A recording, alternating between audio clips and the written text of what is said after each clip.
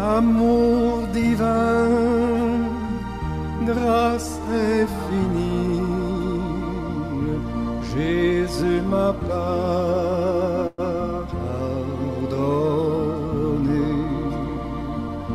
Et gloire, amour, bonheur et vie, Jésus m'a tout donné. Jésus m'a tout donné.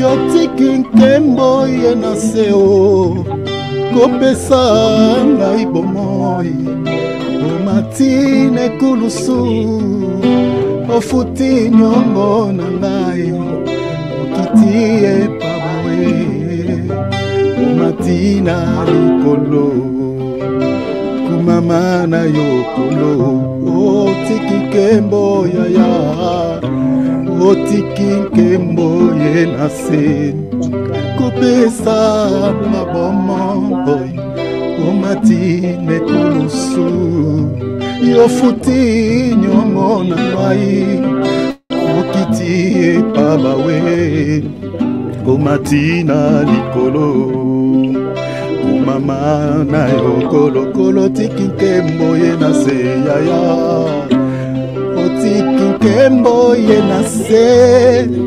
kopesa na ibomoi omatine kulusu ofuti nyongo na ngai okiti epabawe omatina likolo mama na yo. Chers enfants de Dieu, prie le Seigneur, remets les 5 mois qui nous restent entre les mains du Père. Demande à Jésus que tu ne vives que sa grâce durant ces 5 mois. Que tu ne vives que sa grâce. Pourquoi tu as besoin de la grâce? Tu as besoin de la grâce parce que la grâce de Dieu, c'est une prière qui surpasse toute prière. C'est-à-dire, même si tu ne méritais pas la chose, peut-être ton attitude, ton comportement ne plaît pas du tout vraiment au Seigneur. Tu peux te retrouver peut-être dans quelques faiblesses quant à la chair. Mais si ta grâce de Dieu te localise, la grâce de Dieu va surabonder.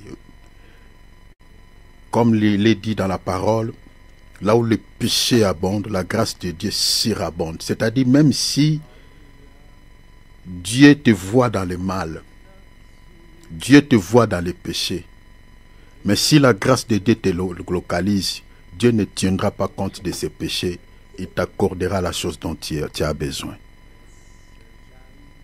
Je vous donne un exemple dans la parole. Jésus est venu rendre visite à Abraham.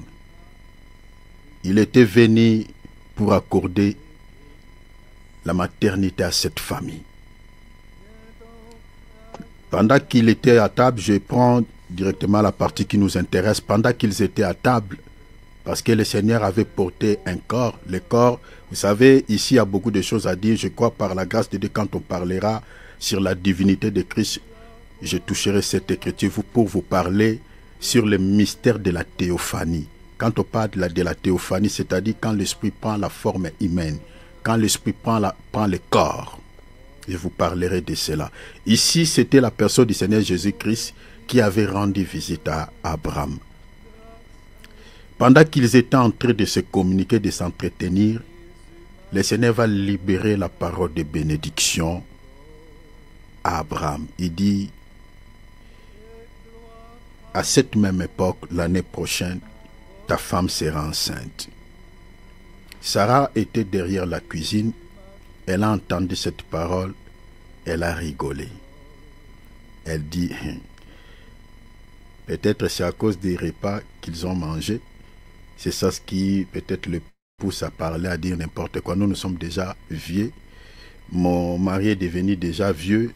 Nos corps est déjà usé. Maintenant, lui, il est en train de dire que moi, je vais concevoir. Avec quelle matrice? J'ai maintenant 90 ans. Sarah n'a pas cru à cette parole qui était libérée par le Seigneur. Le Seigneur dit à Abraham, pourquoi ta femme Sarah rit? Sarah, il a entendu quand le Seigneur a posé cette question à Abraham, pourquoi ta femme rit? Sarah, la Bible dit, Sarah a menti. Sarah a menti en disant quoi? Je n'ai pas ri. Le Seigneur l'affirma, il dit, tu as ri. Mais Sarah a menti au Seigneur. Je suis allé là-bas pour nous dire que malgré les mensonges de Sarah, cela n'avait pas enlevé la grâce de Dieu qui était sur ce couple. Est-ce que vous avez vu ça? Sarah a menti. Mais la parole que le Seigneur avait libérée, comme ces couples avaient trouvé grâce aux yeux de Dieu, cela n'avait pas arrêté cette promesse que le Seigneur les avait faite.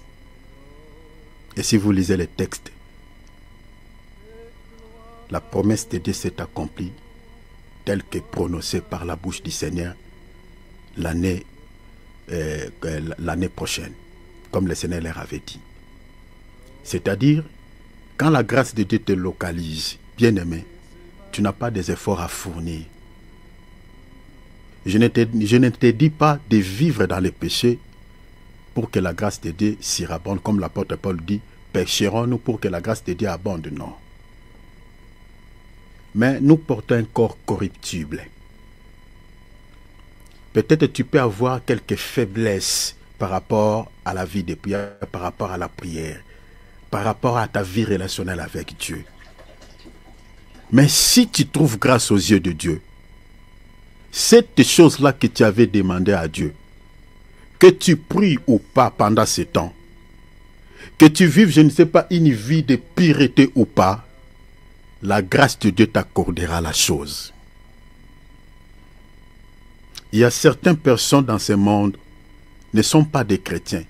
Mais si tu regardes les qualités qu'ils possèdent, ces gens-là, ils ont réussi, ils ont obtenu la grâce, ils ont reçu plutôt la grâce de Dieu. Ils ont trouvé la grâce aux yeux de Dieu. Le Seigneur les a comblés de certaines choses. Peut-être nous, les chrétiens, on n'a pas. On se demande, Seigneur, tu as donné cette belle voix à cette personne qui ne chante même pas pour toi. Il chante pour le monde. Mais Seigneur, tu l'as donné une belle voix, comment? Tu ne savais pas que ces messieurs ne chanteraient pas pour toi. Cette femme, tu l'as donné cette beauté comme ça. Et cette beauté, Seigneur, elle ne te sert pas. C'est pour vivre dans l'impudicité, Seigneur. Quand tu l'avais donné toutes ces beautés-là, Seigneur, tu ne tenais pas compte que cette dame va séduire beaucoup de personnes avec ces... Vous voyez? C'est-à-dire, il y a des gens qui ont trouvé la grâce aux yeux de Dieu. Le Seigneur les a donné des qualités que d'autres personnes n'ont pas. C'est seulement par la grâce. Et Dieu savait que ce que je suis en train de donner à cette fille ou à cet homme, le Seigneur savait que il va se servir de cette beauté, soit pour faire ceci, pour faire cela. Il va se servir de cette voix, pas pour me servir, mais pour servir l'autre. Vous voyez, il y a certaines personnes. Parce que la Bible dit, il fait sa grâce à qui il veut. Sa compassion à qui il veut. Et personne ne lui dit un mot, personne ne lui pose une question. Seigneur, pourquoi? Personne ne lui dit, ne lui pose une question. Là, je suis allé là-bas pour nous dire ceci.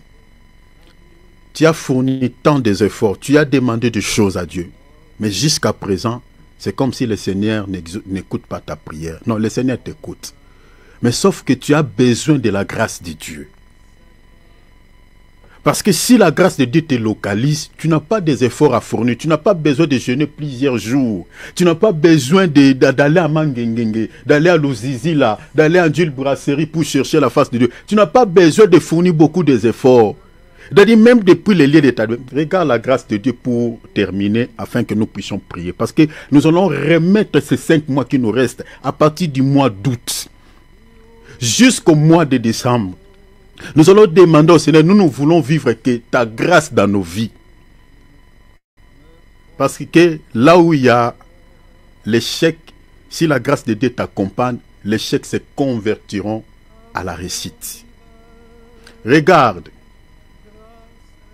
il y avait la bénédiction dans la bouche d'Isaac. Isaac, au soir de sa vie, ne voulait pas mourir avec cette bénédiction. Il fallait libérer cette bénédiction dans sa famille. Il fallait bénir quelqu'un. Isaac a demandé à Ésaü, vous connaissez l'histoire. Fais-moi un bon repas, cherche-moi un gibier, prépare-moi le gibier, afin que je te bénisse. Ésaü devait fournir des efforts, aller chercher le gibier et venir préparer pour son père afin que son père le bénisse.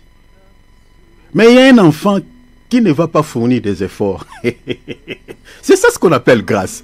Qui ne va pas fournir les efforts. Lui, il ne connaît pas la chasse. C'est un enfant de la maison. C'est un enfant, comme on dit à Lingala, un enfant lembele. Mais cet enfant-là, qui ne cherchait pas la bénédiction, mais la bénédiction va le chercher. Jacob, sa maman va venir auprès de lui. Il dit, Jacob, j'ai entendu ton père veut bénir ton frère. Ton frère est allé très loin pour aller chercher du gibier. Voilà parce que son père veut le bénir. Mais regarde, toi tu ne vas pas fournir beaucoup d'efforts. Tu ne vas pas aller chercher du gibier à la forêt. Mais tu auras la bénédiction. Regarde ce qu'on va faire. Vous connaissez la suite de l'histoire. C'est Jacob qui avait reçu cette bénédiction. Et quels sont les efforts que Jacob avait fournis pour recevoir cette bénédiction? Rien, zéro. C'est la maman qui avait fait tout pour lui, afin que Jacob soit béni. Et vous savez, aujourd'hui, la maman, c'est qui? C'est le Saint-Esprit. La maman, aujourd'hui, c'est le Saint-Esprit. Amen. La maman, c'est le Saint-Esprit. Donc, nous sommes dans une dispensation où, bien aimé, tu n'as pas des efforts à fournir pour aller chercher, je ne sais pas, faire beaucoup de sacrifices pour que tu sois béni auprès de Dieu. Non. Le Saint-Esprit est là. Le Saint-Esprit peut tout faire pour que tu sois béni. Parce que c'est lui la maman. Si vous lisez dans Proverbes, la Bible dit le père c'est l'instruction, la mère c'est l'enseignement. Or, qu'est-ce que le Seigneur dit dans Matthieu 14? Il dit, l'esprit que le père enverra à mon nom vous enseignera. Est-ce que vous voyez la mère? La mère c'est lui l'enseignant, c'est le Saint-Esprit. Donc, cher enfant de Dieu, demande à Dieu. Remets ces 5 mois qui nous restent entre les mains du Seigneur. Dis Seigneur, il y a des choses que je t'ai demandées. Mais jusque-là, Seigneur, il me semble comme si tu ne m'écoutes pas. Et je n'ai rien réussi. Mais moi, je sais que tu m'écoutes. Et jusque-là, Seigneur, je n'ai pas arrêté de prier. Mais la prière que je t'adresse pendant ces 5 mois, Seigneur, aidez-moi à vivre que sous la grâce. Aidez-moi, Seigneur, que ta grâce me localise, que ta grâce m'accorde, Seigneur, puisse aller chercher cette chose-là et me les donne. S'il te plaît, papa, je vais vivre que sous ta grâce. Là où il y a la défaite, que la grâce t'accorde la victoire. Là où il y a la déception, que la grâce de Dieu t'accorde le succès. Là où il y a l'impossible, que la grâce de Dieu convertisse l'impossible au possible. Alors tu vas remettre ces 5 mois et on va s'arrêter là parce que notre temps est épuisé. Notre temps de l'intercession demande la grâce de Dieu. Que tu ne vives que la grâce de Dieu durant ces 5 mois. La chose que tu attends de la part du Seigneur, prie le Seigneur qu'il t'accorde cela selon sa grâce. Prions au nom de Jésus. Prions. Demande la grâce. Kangolanga. Oh.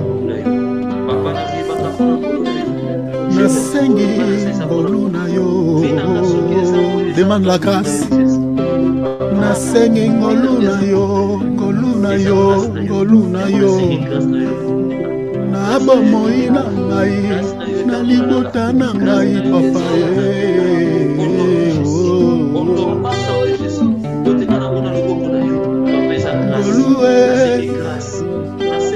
ngoluna yo,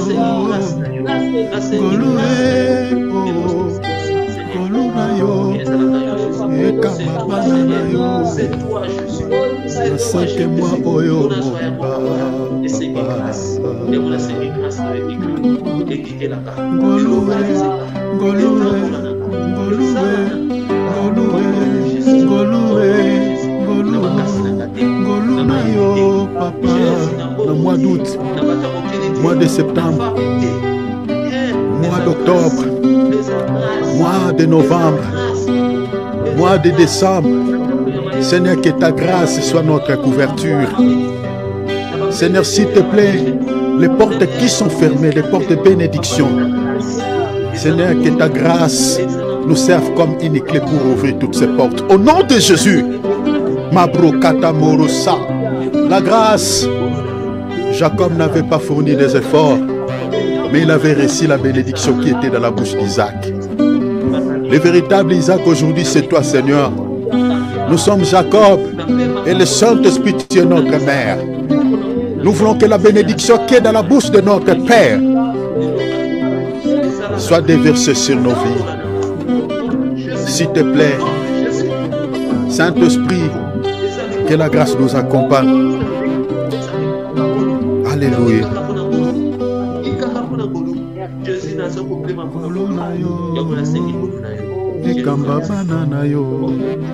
Naseke mwa oyo papa ekamba bana na yo na mbula oyo papa ngoluwe ngoluwe ngoluwe ngoluwe ngoluwe ngolu na yo ekamba bana naseke mwa oyo papa ekamba baleki na yo. Alléluia. Donnons-lui gloire par les acclamations. Alléluia. Ba maman milolo ba bete la raïs milolo bazawate. Alléluia. Alléluia. Que l'honneur et la gloire reviennent à Jésus-Christ. Voilà. Voilà. Gloire à Dieu. Nous sommes dans la joie quand nous sommes dans la présence de Dieu. Voilà, ça nous fait énormément de joie. C'est ici. Voilà, bien aimé, que nous ressentons la joie quand nous sommes dans sa présence. Voilà, en dehors de la présence de Dieu, il n'y a pas la joie, il n'y a pas la vie, il n'y a rien d'autre. Voilà, c'est dans sa présence que nous avons la vie, nous avons pleinement la joie. Alléluia. Gloire à Dieu. Voilà, Dieu vous bénisse, mes frères et sœurs. Dieu vous bénisse, maman Adrienne. Soyez bénie, maman. Amen. La sœur, je crois, Gladys, si je me trompe. Gladys, ma et Dieu te bénisse, ma sœur. Dieu te bénisse, maman Irène. Amen. Dieu te bénisse, mon épouse Brigitte, sois bénie, chérie. Dieu te bénisse, Michael. Dieu te bénisse, Genovin Jessili. Dieu te bénisse, mon bien-aimé David. Dieu te bénisse, mon bien-aimé Philippe. Dieu bénisse également tous les bien-aimés, nos frères et sœurs qui nous suivent en direct Facebook, YouTube. Vraiment que le Seigneur vous soit favorable également en toutes choses, soyez richement bénis. Voilà, prenons nos Bibles. Nous sommes dans l'école de Béret. Si vous allez sur notre compte YouTube, Bébé Mabunda, je crois que je vais changer aussi son nom. Je crois à la fin de cette année, je crois l'année prochaine, je vais changer le nom. Ça ne sera plus Bébé Mabunda, ça sera en fait l'école de Béret. Je vais surnommer ça comme ça, l'école de Béret. Nous sommes dans l'école de Béret. Donc, qui dit Béret, c'est-à-dire tout celui qui vérifie ce qu'il entend comme évangile à la lumière des Écritures. C'est-à-dire, nous ne sommes pas des chrétiens qui disent des amens sans vérifier. Vous voyez, sans vérifier ce que nous sommes en train d'écouter comme évangile à la lumière des Écritures. Parce que nous avons des faux prophètes qui propagent de fausses doctrines. Alors, il faut être comme un béréen pour savoir si votre pasteur, celui qui vous annonce la parole, est un vrai ou un faux prophète. Il faut vérifier. Il faut avoir l'esprit des chrétiens de Béret. Vous voyez, comme il est dit dans Actes des Apôtres, chapitre 17, verset 11. Donc, il faut avoir cet esprit qui était chez ces chrétiens-là. De vérifier tout à la lumière des Écritures. Avant de dire un amen à la parole de Dieu, vérifie si cette parole-là est conforme à ce que les apôtres avaient prêché. Parce qu'aujourd'hui, il y a certains prophètes qui disent que dans le Nouveau Testament, Jésus ne nous a pas dit de l'aimer. Il y a des prophètes qui disent des paroles comme ça. Il n'y a aucun verset de la Bible qui approuve que Jésus nous recommande dans le Nouveau Testament de l'aimer. Ah, papa. Maintenant, de telles niaiseries. Bien aimé, si vous n'avez pas la connaissance, vous allez croire que ce que ce prophète l'a dit est vrai.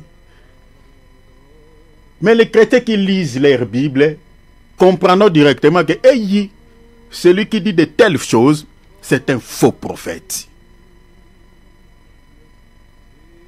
Mais toute la Bible, c'est une histoire d'amour entre l'homme et la femme.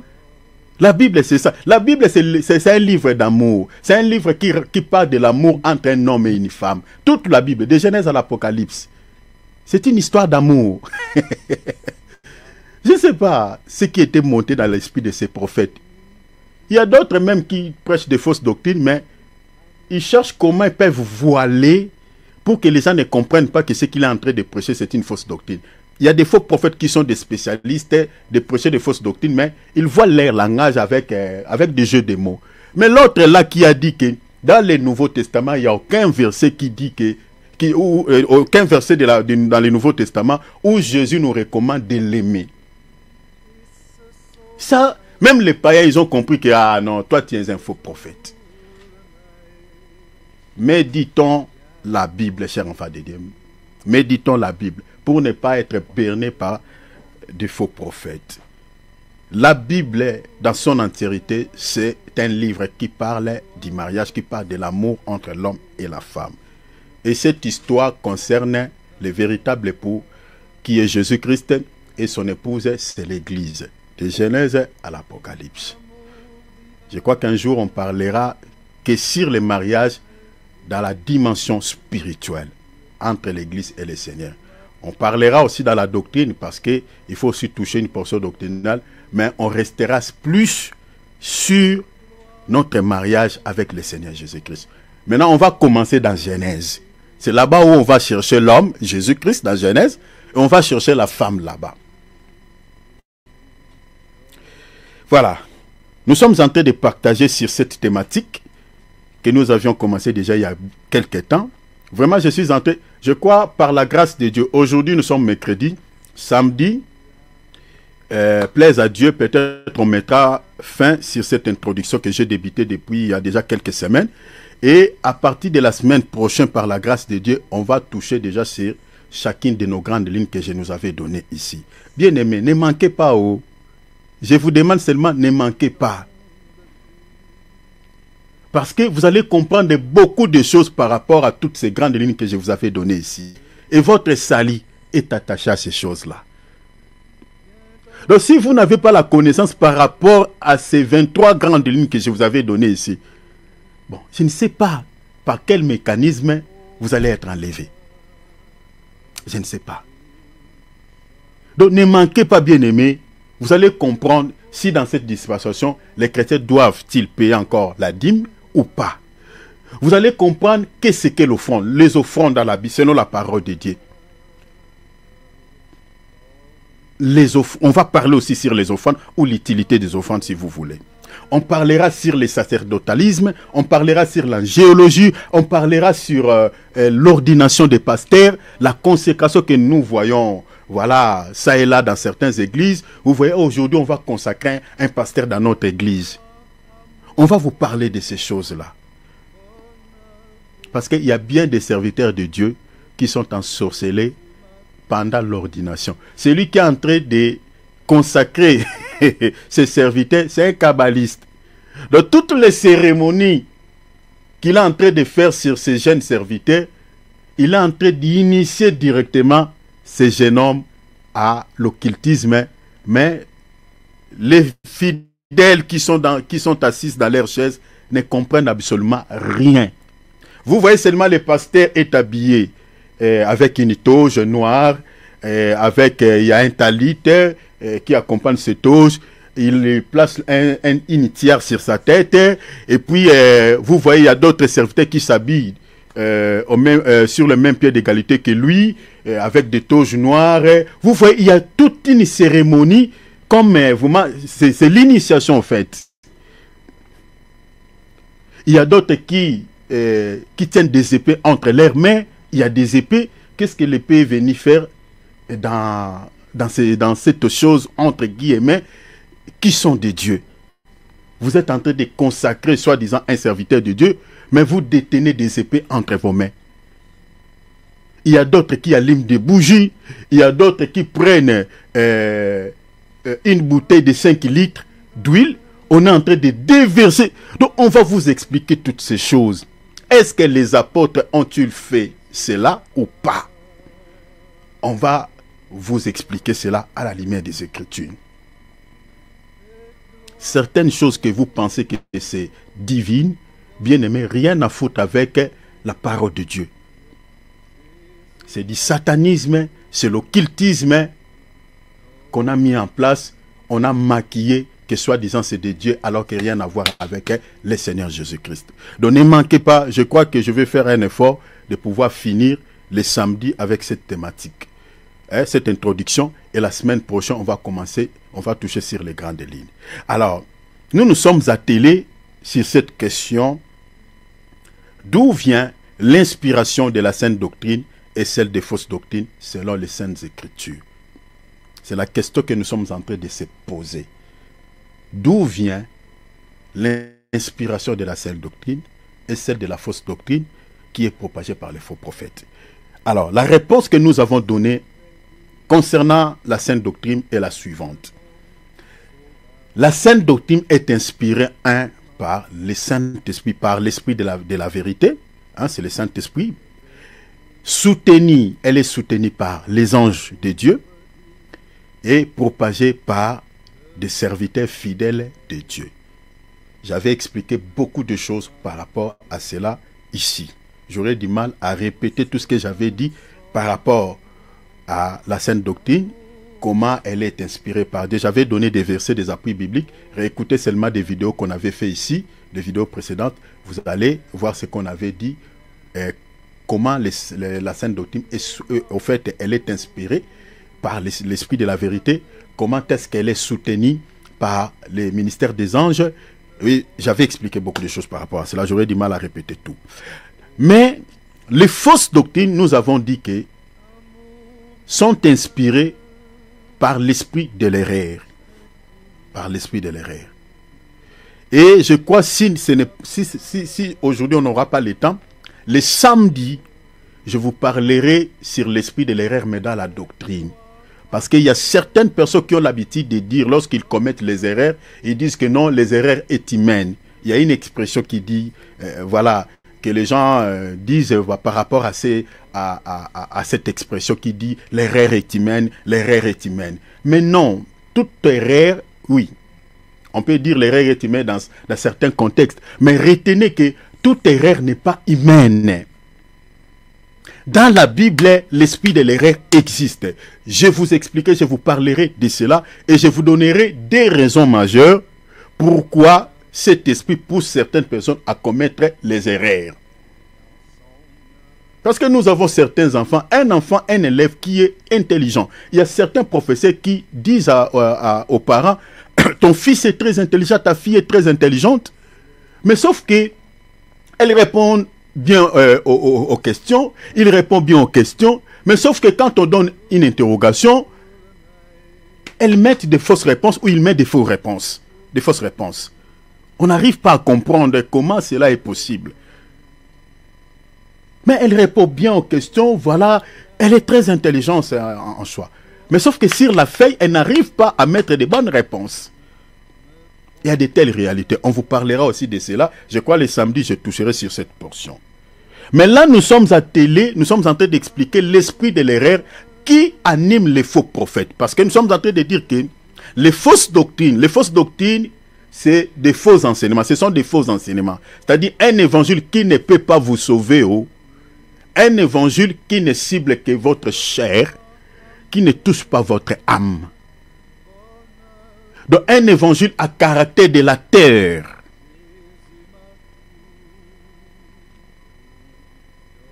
Je vous avais donné quelques qualités pour reconnaître un vrai serviteur de Dieu ici. Je vous avais dit que si votre pasteur, votre prophète n'a pas l'habitude de condamner souvent les péchés dans ses messages, attention, c'est fort possible qu'il soit un faux prophète. Parce que la première qualité pour reconnaître un vrai ministre mandaté par Dieu il condamne souvent les péchés dans ses prédications. Même s'il parle sur un autre sujet, il va toujours faire un ricochet là-bas. Et surtout si l'église, il y a des mauvais comportements dans l'église.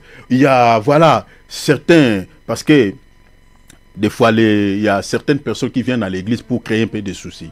Vous voyez? C'est-à-dire, il y a des sorciers qui viennent dans nos assemblées. Vous voyez une maman qui est rapporteuse, elle récupère ce que l'autre a dit à gauche, elle transmet à celle qui est à droite. Voilà, il y a des gens qui créent des tensions dans l'église.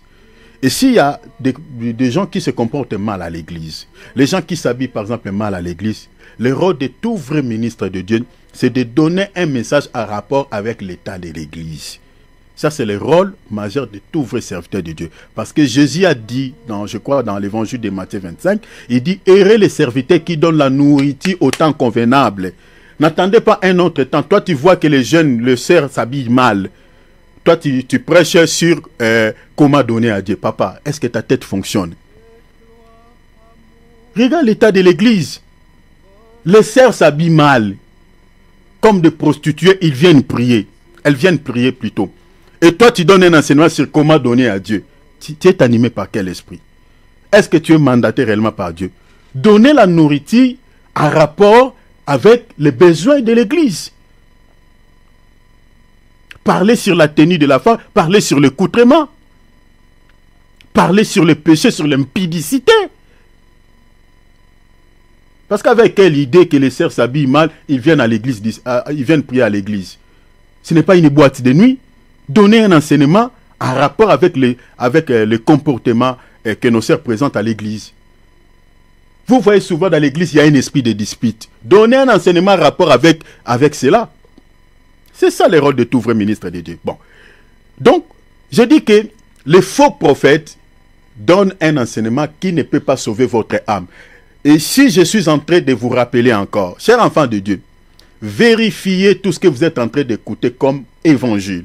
Si vous voyez l'enseignement que vous êtes en train d'écouter, la prédication que vous êtes en train d'écouter, ne ciblez pas votre âme. C'est limité sur les choses de ce monde. C'est limité sur la chair. Bien aimé, c'est fort possible que votre pasteur soit un serviteur de Dieu mandaté par le diable. Je ne dis pas une fois, mais si c'est son habitude, il prêche son évangile, c'est limite seulement au niveau de la chair. Parce que quand on prêche sur la doctrine, on peut parler aussi sur des choses de ce monde. Mais ce n'est pas ça l'objectif des vrais ministres, ce n'est pas ça la mission de l'église. La mission de l'église, c'est de sauver des âmes, c'est de sauver des vies. C'est-à-dire, pour sauver une âme, il faut que l'évangile que vous êtes en train d'annoncer puisse cibler l'âme. C'est ça la mission de l'église, c'est de sauver des vies, sauver l'âme. On peut bien parler, sur le mariage un tout petit peu, on peut toucher aussi parler un tout petit peu sur les finances, comment être béni, voilà tout ça. Mais notre objectif, ce n'est pas parler sur ces choses, c'est de sauver des vies. Donc si vous êtes en face d'un ministre de Dieu qui ne prêche qu'un évangile, qui ne cible que la chair, attention, attention. Parce qu'aujourd'hui, nous avons des serviteurs de Dieu qui se sont spécialisés que sur certains domaines quant à la chair. Mariage, 4 clés du succès, 4 clés de bonheur, délivrance de la chair, tout ça. Oh, si tu as des myomes, si tu as tout ça, délivrance matin, midi, soir, délivrance matin, midi, soir. Et la délivrance là qu'on est en train de promettre au chrétiens, la délivrance du corps, la délivrance de la chair. Ce n'est pas mauvais. Nous voulons que le Seigneur nous libère aussi avec quelques soucis quant à la chair. Mais ce n'est pas ça notre objectif. Parce que même si le Seigneur nous délivre d'une maladie aujourd'hui, cela ne nous épargne pas des autres maladies demain. Pourquoi? Parce que nous sommes encore dans le corps, ce corps qui est corruptible. Nous portons encore le corps qui est corruptible, c'est-à-dire on peut attraper encore d'autres maladies. On peut ressusciter un mort aujourd'hui. Cela n'épargne pas cette personne-là qui vient de se réveiller, de dire notre mort. De demain ou après-demain, il peut encore mourir. Lazare était ressuscité, il était encore mort. Donc même si on ressuscite un mort, ce n'est pas la vraie résurrection. Même si on fait marcher un paralytique, ce n'est pas la vraie délivrance. Ce n'est pas la vraie délivrance. La vraie délivrance, la vraie résurrection, c'est celle que Jésus nous accordera les jours de l'enlèvement. Là, on ne tombera plus malade. On ne mourra plus. Donc, c'est ça ce qui doit être dans l'esprit de tout vrai chrétien, de tout vrai ministre de Dieu. Donc, notre évangile doit cibler l'âme, sauver d'abord l'âme. Après, on peut prier pour quelques soucis quant à la chair. Donc, veillez à ce que vous êtes en train d'écouter comme évangile. Alors, l'esprit de l'erreur, je dis, les fausses doctrines est inspirée par l'esprit de l'erreur. Elle est soutenue par des démons. La raison pour laquelle, pour ramener quelqu'un qui est dans la fausse doctrine à la saine doctrine, bien aimé, si Dieu n'intervient pas, c'est difficile. C'est impossible. Pourquoi? Parce que derrière les fausses doctrines, il y a des démons. Selon quelle écriture? Selon 1 Timothée 4:1. C'est pour ça que vous allez entendre par exemple certaines personnes qui disent « Moi je suis catholique, je vais mourir catholique ». Vous pensez qu'il est en train de dire, ou elle est en train de dire, parce qu'elle a envie de dire ainsi? Non du tout. Non du tout. Parce que l'enseignement que cette personne-là a entendu dans cette église-là, cet enseignement-là, il y a des forces invisibles qui sont derrière ces enseignements, qui ferment, qui sèment l'incrédulité dans l'esprit de toute personne qui écoute ces faux enseignements. Donc même si vous prêchez comment l'évangile, dit mon frère, ma sœur, dans cette église-là que vous êtes en train de prier, vous ne serez jamais sauvés. Les enseignements qu'on donne là-bas, on ne prie jamais avec chapelet, on ne prie jamais une statue, tout ça. Vous priez Marie là-bas, c'est interdit dans la parole de Dieu. Bien aimé, il est prêt à vous insulter. Pourquoi? Parce que derrière les fausses doctrines, il y a des démons, selon cette écriture que je viens de vous donner. Vous êtes en train de dire quelqu'un, toi, vous là-bas à Kintoadi, pourquoi vous utilisez tout le temps l'eau de Kamba? Dans la Bible, Jésus n'a pas utilisé l'eau pour guérir les malades. Non. Non, du tout.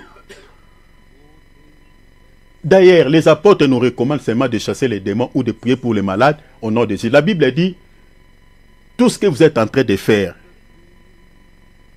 que ce soit en parole ou en acte, faites tout au nom de Jésus-Christ. C'est ça ce que la Bible dit. Je crois que c'est une écriture dans Colossiens.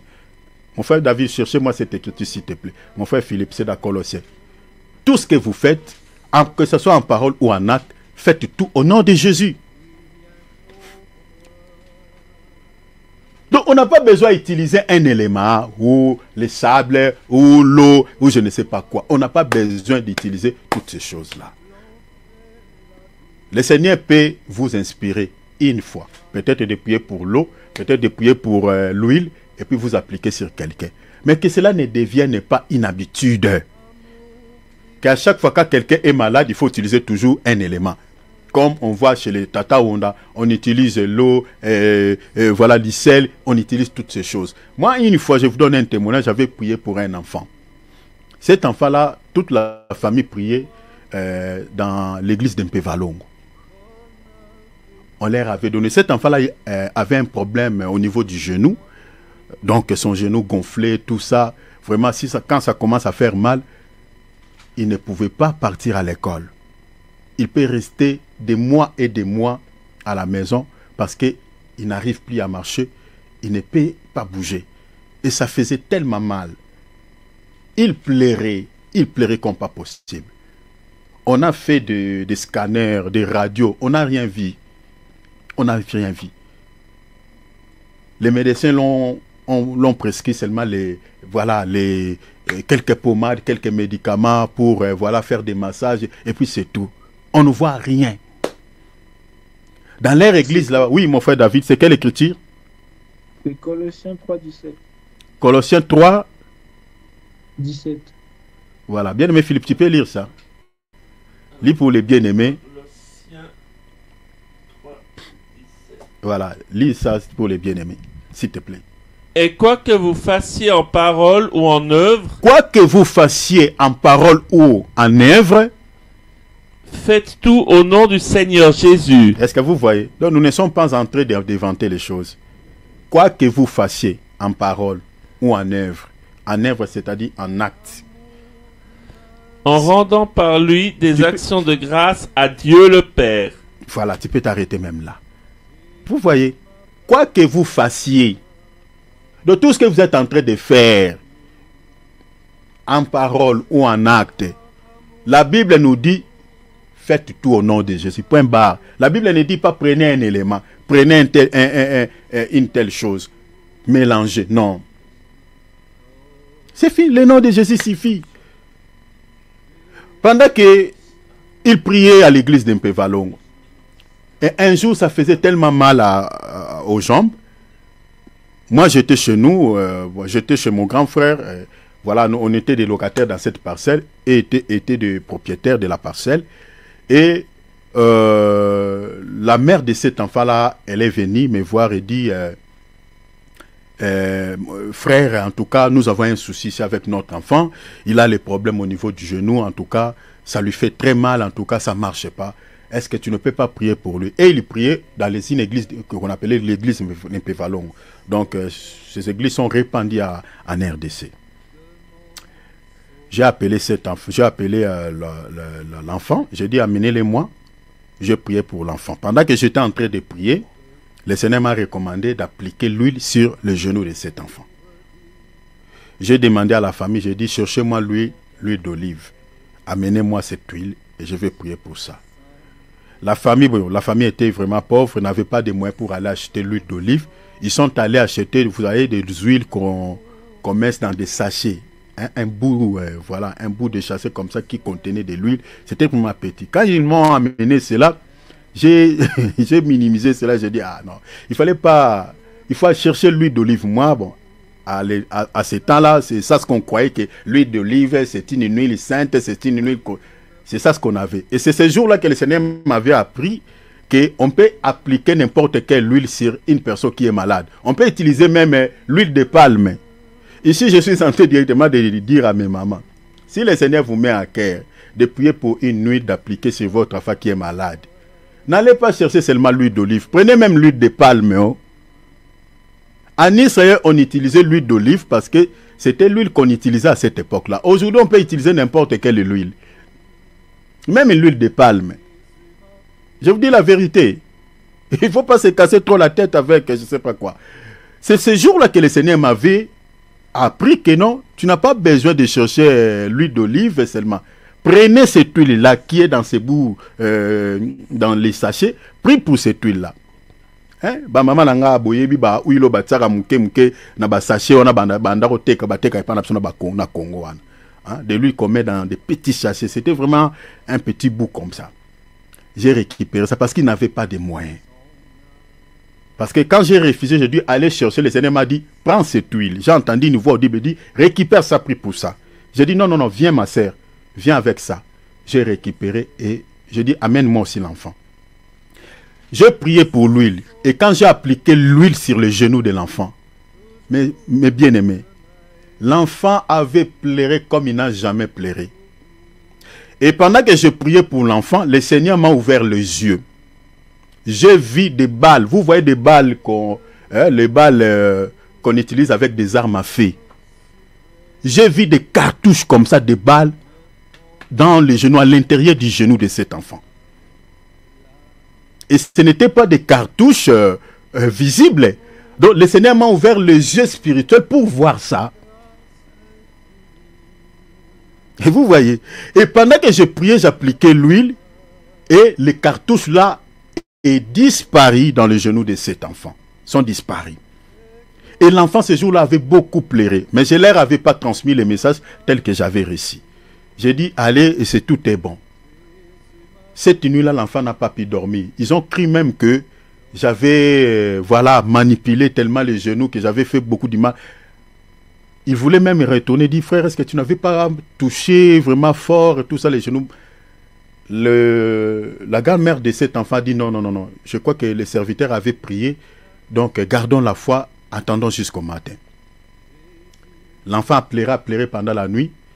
Et le matin vers 6 heures comme ça, les genoux qui étaient gonflés de l'enfant est redevenu normal que l'autre genou.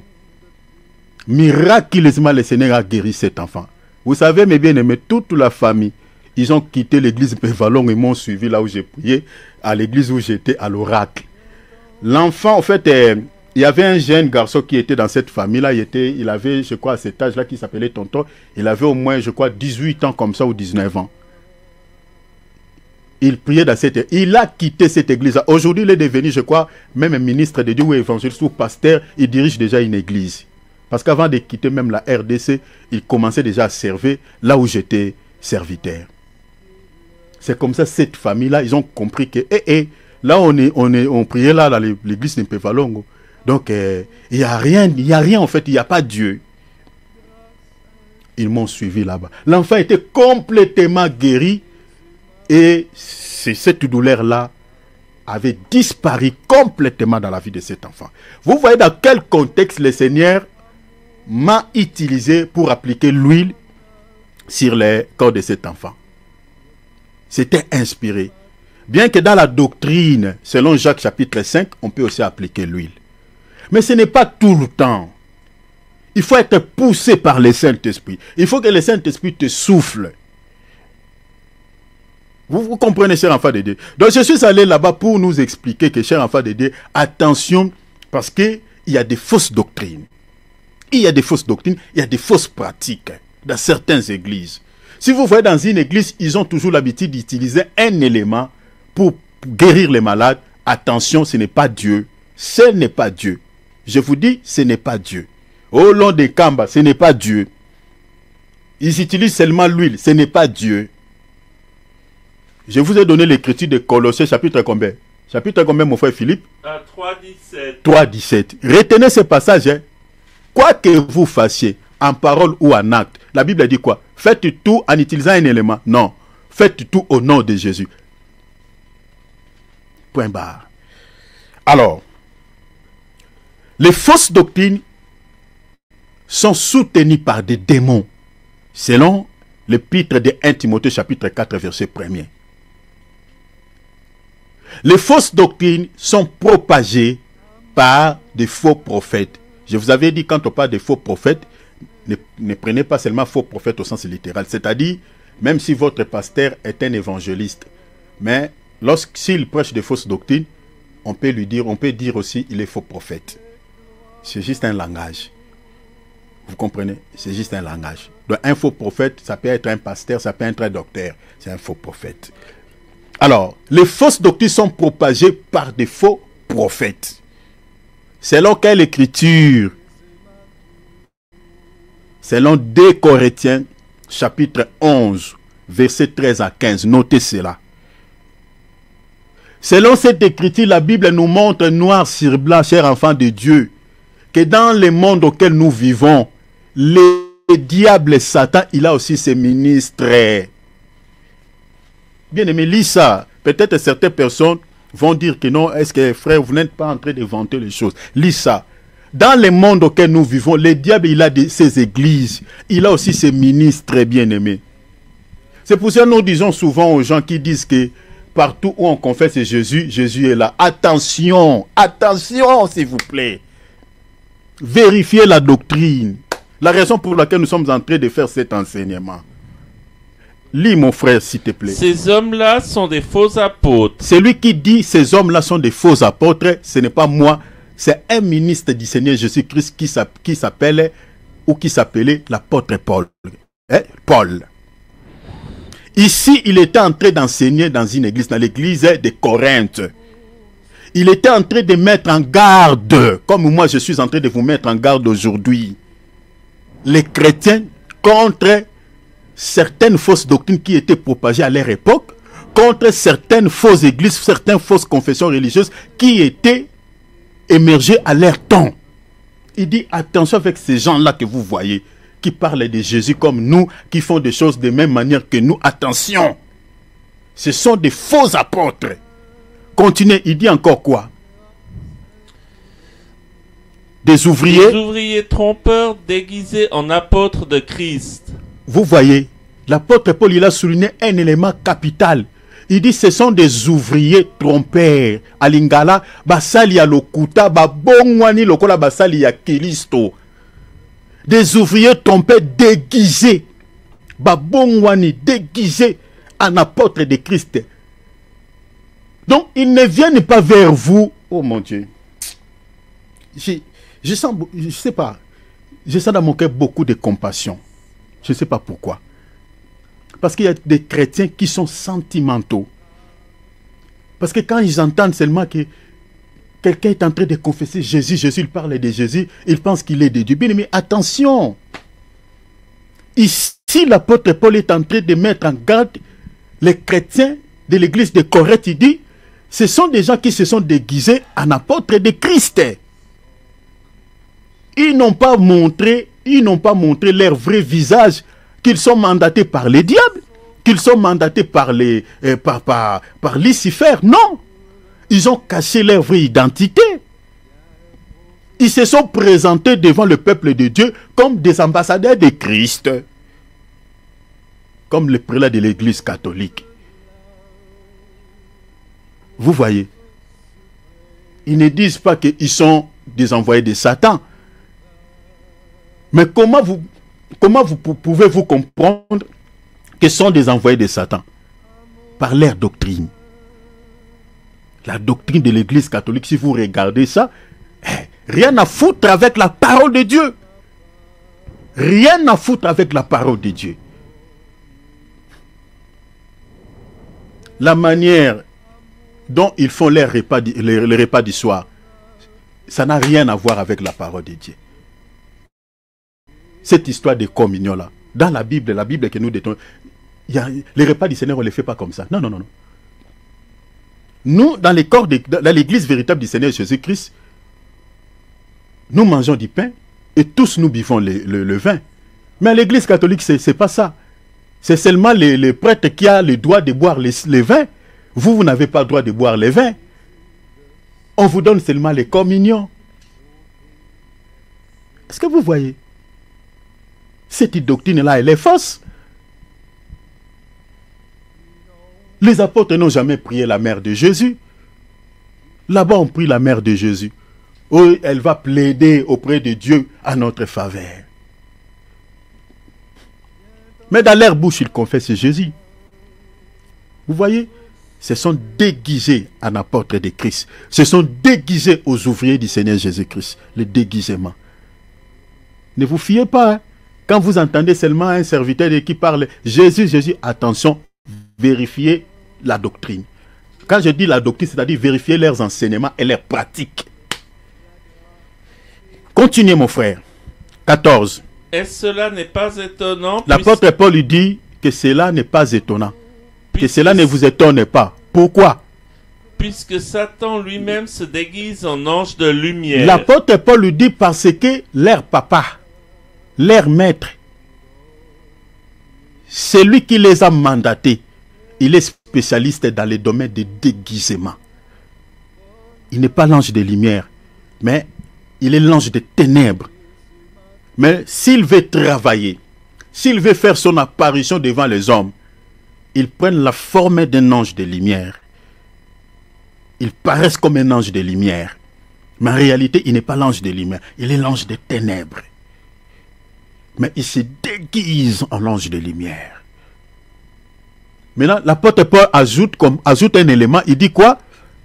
Il n'est donc pas étrange. Donc, il n'est donc pas étrange. L'apôtre Paul, il a souligné un élément important. Il dit, il n'est donc pas étrange que ces ministres, ces serviteurs, ces apôtres, ces pasteurs, ces évangélistes, ces docteurs, ces prophètes, il dit quoi? Se déguise en ministre de justice. Se déguise en ministre de justice, c'est-à-dire en ministre de Christ. Donc vous comprenez que cette écriture nous montre, je n'ai pas inventé, hein, c'est la Bible qui dit que Satan, il a aussi ses serviteurs. C'est-à-dire dans le monde auquel nous vivons, toutes les églises que vous entendez Jésus, attention. Les diables dans ce monde, dans le monde auquel nous vivons, la Bible nous montre noir sur blanc. Il a aussi ses apôtres. Il a aussi ses prophètes. Il a aussi ses évangélistes. Il a aussi ses docteurs.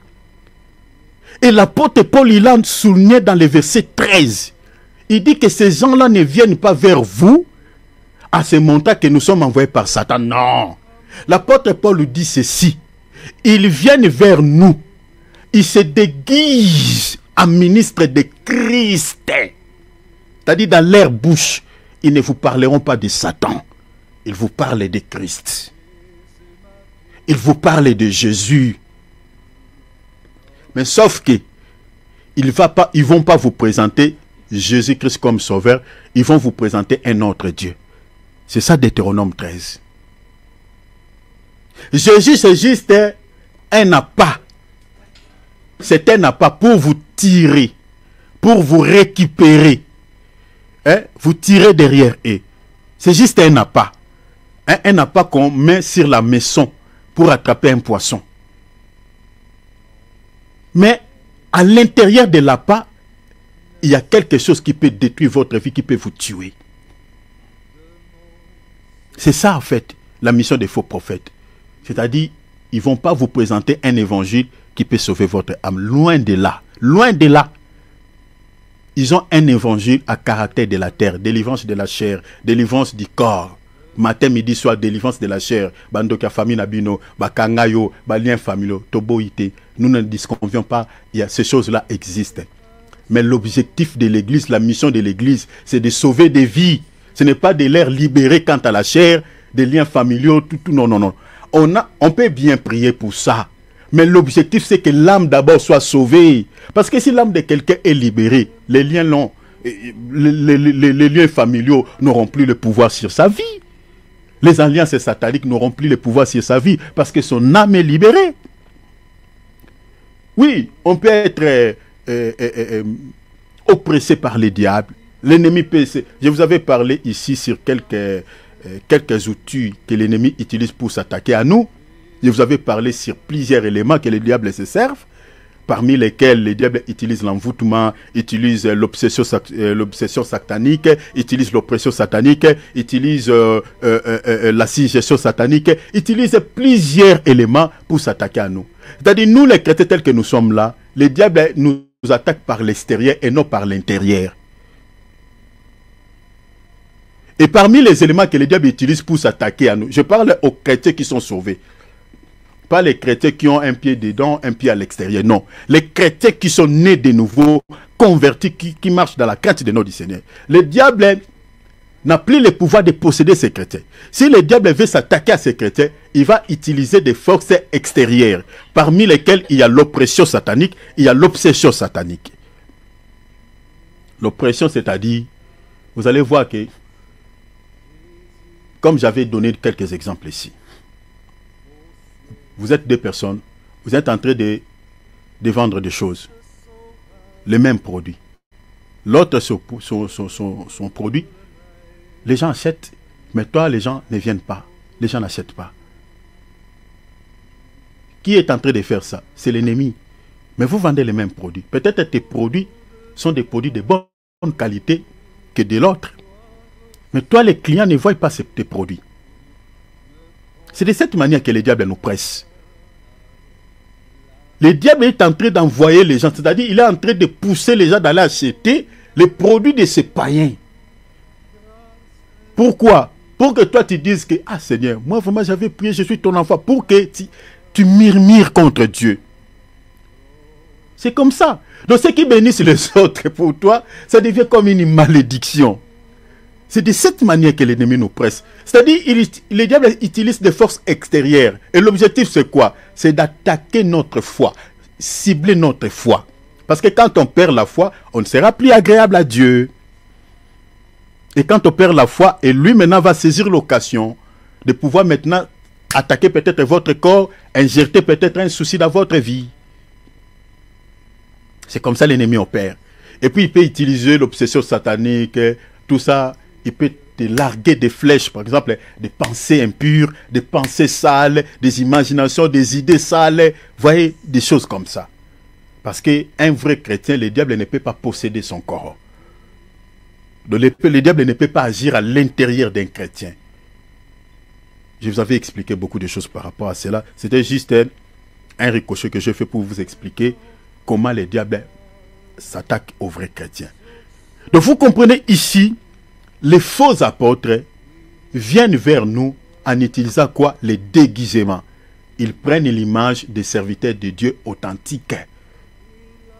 Ils vous parlent de Jésus, on chante Jésus, vous voyez, ils font des choses comme ça. Mais sauf que si vous vérifiez leur message, c'est à partir de leur message, de leurs enseignements, que vous allez comprendre qu'ils vous présentent un autre Dieu. Ils vous présentent par exemple le Dieu Mammon, l'évangile de prospérité. Cet évangile qui met souvent l'accent sur l'argent, sur le matériel, sur les richesses de ce monde. Si vous avez en face de vous un serviteur de Dieu qui vous prêche souvent sur les richesses de ce monde, qui vous prêche souvent sur l'argent, sur le matériel, c'est tout un Dieu qu'il vous présente. Parce que Mammon, c'est le Dieu des richesses, c'est le Dieu d'argent. Ce Dieu-là ne peut pas vous sauver. Les dieux du social, j'ai dit à quelqu'un, cette année ne finira pas. Je te dis que ton frigo, ton congélateur sera rempli de nourriture, ma soeur. Sera rempli. Je le déclare en tant que serviteur de Dieu, au nom de Jésus. Utilise au nom de Jésus pour que Jésus vienne remplir ton frigo avec plein de caviar. Oh mon Dieu, que Dieu nous sauve. Ce sont des menteurs. Remplis ta maison avec des riz, avec des haricots, tout ça. C'est du n'importe quoi. C'est tout un Dieu. C'est le Dieu du social. Et si vous lisez dans Philippiens chapitre 3, versets 18 à 20, ces gens-là sont considérés comme ennemis de la croix de Christ. Ce sont des ennemis de la croix. Vous comprenez? Or, la prédication que nous présentons aux enfants de Dieu, c'est la prédication de la croix. La Bible dit, la prédication de la croix, c'est la vie pour quiconque croit. C'est la vie pour nous. C'est la vie. Maintenant, si quelqu'un, un ministre de Dieu, devient ennemi de la croix de Christ, eh bien, c'est compliqué. C'est-à-dire, on n'a pas la vie. Ce qu'il est en train de nous prêcher là, il n'y a pas la vie. Mes frères et sœurs, Jésus revient en haut. Enlevons des sentiments inutiles. Oh non, moi je suis protestant, moi je suis... Non, moi mon église c'est l'église pentecôtiste. Moi je suis de l'église Kintoadi. Moi je suis catholique. Moi je ne peux pas changer les... On ne te dit pas de changer l'église. On te dit dans l'église où vous priez, vérifiez l'enseignement, vérifiez la doctrine. Parce que nous avons donné notre vie à Jésus pour être sauvés, pas pour rester sur la terre. On a vu là tout à l'heure, il y a des églises de Satan, ça existe, il y en a plein. Dans ce monde tel que nous sommes là, s'il y a 10 églises, Jésus n'a que 3 haut. N'a que 3. Les 7 autres là, c'est de l'ennemi. Parce que c'est le diable qui gouverne ce monde. La Bible dit, le monde entier est sous la prise du malin. Et Jésus lui-même l'a témoigné dans Matthieu 24. Il dit que les faux prophètes se lèveront. Jésus a dit plusieurs faux prophètes. Il dit ils séduiront beaucoup de gens. Le fait qu'ils seront nombreux, ils gagneront aussi beaucoup des âmes. Je vous avais dit ici, la majorité des méga-churches que vous voyez à travers le monde, la majorité des grandes églises, ce sont des églises de Satan. Ce sont des églises de Satan. Si par exemple il y a des vraies églises qui appartiennent à Jésus, parmi ces grandes églises, il y en a peut-être 1 ou 2. Mais la majorité appartiennent à l'ennemi. Parce que Jésus a dit dans Luc, je crois Luc chapitre 1, Jésus a dit, la moisson est grande, mais il y a peu d'ouvriers. Jésus n'a pas beaucoup d'ouvriers. Il dit, j'ai peu d'ouvriers, j'en ai peu. Mais qui a beaucoup d'ouvriers? C'est le diable. Comme on a lu dans 2 Corinthiens 11, 13 à 15. Maintenant, si vous voulez reconnaître une fausse confession religieuse, ou un faux serviteur de Dieu, je vous dis vérifiez l'enseignement. Si l'enseignement là ne cible pas votre cœur, ne cible pas votre esprit, ne cible pas votre âme, vous avez un serviteur de Dieu qui est en face de vous, lorsqu'il vous prêche la parole, il met souvent l'accent sur les choses de ce monde, il met souvent l'accent sur l'argent, il met souvent l'accent sur la délivrance de la chair. Attention, attention, attention, je répète attention, forcément il peut être un ministre de Satan. Il est envoyé par les diables pour vous distraire, pour vous conduire en enfer.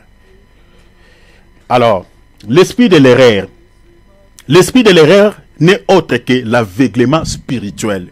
Ça, je développe un tout petit peu mon sujet. N'est rien d'autre que l'aveuglement spirituel ou l'obscurité dans l'intelligence. Retenez ça s'il vous plaît. Ceux qui ont des calepins, vous avez des stylos, notez. Nous sommes dans l'école des Bérets. Notez. Ça vous aidera ce que nous sommes en train de dire. Je parle de l'esprit de l'erreur. Je dis que les fausses doctrines sont inspirées par l'esprit de l'erreur. Maintenant, j'explique l'esprit de l'erreur. Parce que les faux prophètes sont animés par l'esprit de l'erreur. La raison pour laquelle ils ne peuvent pas prêcher sur la sainte doctrine, c'est-à-dire sur un évangile pire. Ils ne peuvent pas. C'est-à-dire, lorsqu'ils lisent la Bible, même un verset qui parle, par exemple, de la sainteté, lui, il peut interpréter ces versets-là sur l'argent. Il peut voir l'argent sur ces versets. Un verset biblique qui parle, par exemple, de la sainteté. Lui, il voit l'argent. Lui, il voit comment donner à Dieu. Parce qu'il vous parle souvent sur l'argent. Venez donner à Dieu, faire des dons à Dieu. Mais il ne vous parle jamais sur l'utilité de cet argent. Ces gens-là sont considérés, selon Matthieu chapitre 21, on les appelle des arnaqueurs, c'est-à-dire des pillards du temple. Je vous avais souligné un élément ici. Si vous êtes dans une église où il y a des mini-boutiques, faites attention. Si vous êtes dans une église où il y a les ventes aux enchères, faites attention. On vous vend des calendriers prophétiques, on vous vend l'eau, on vous vend les objets. Attention. C'est ça ce qui est dit dans Matthieu 21. Jésus avait chassé les vendeurs dans les temples. Il dit, ma maison sera appelée une maison de prière. Ce n'est pas une caverne de voleurs. Dans l'église de Dieu, on ne peut pas voir des boutiques. On vend l'huile, on vend de l'eau. Ça vient faire quoi? Faites-vous attention. Consultation prophétique payant. Attention, c'est un voleur. C'est un voleur. Oh, vous ne pouvez pas voir un serviteur de Dieu. On utilise des écritures, par exemple, de Samuel, comme Saül était venu consulter Samuel. Il dit non, on ne peut pas aller voir un serviteur de Dieu les mêmes. Ils utilisent des écritures comme ça. Mais là, nous sommes dans l'ombre, non, papa?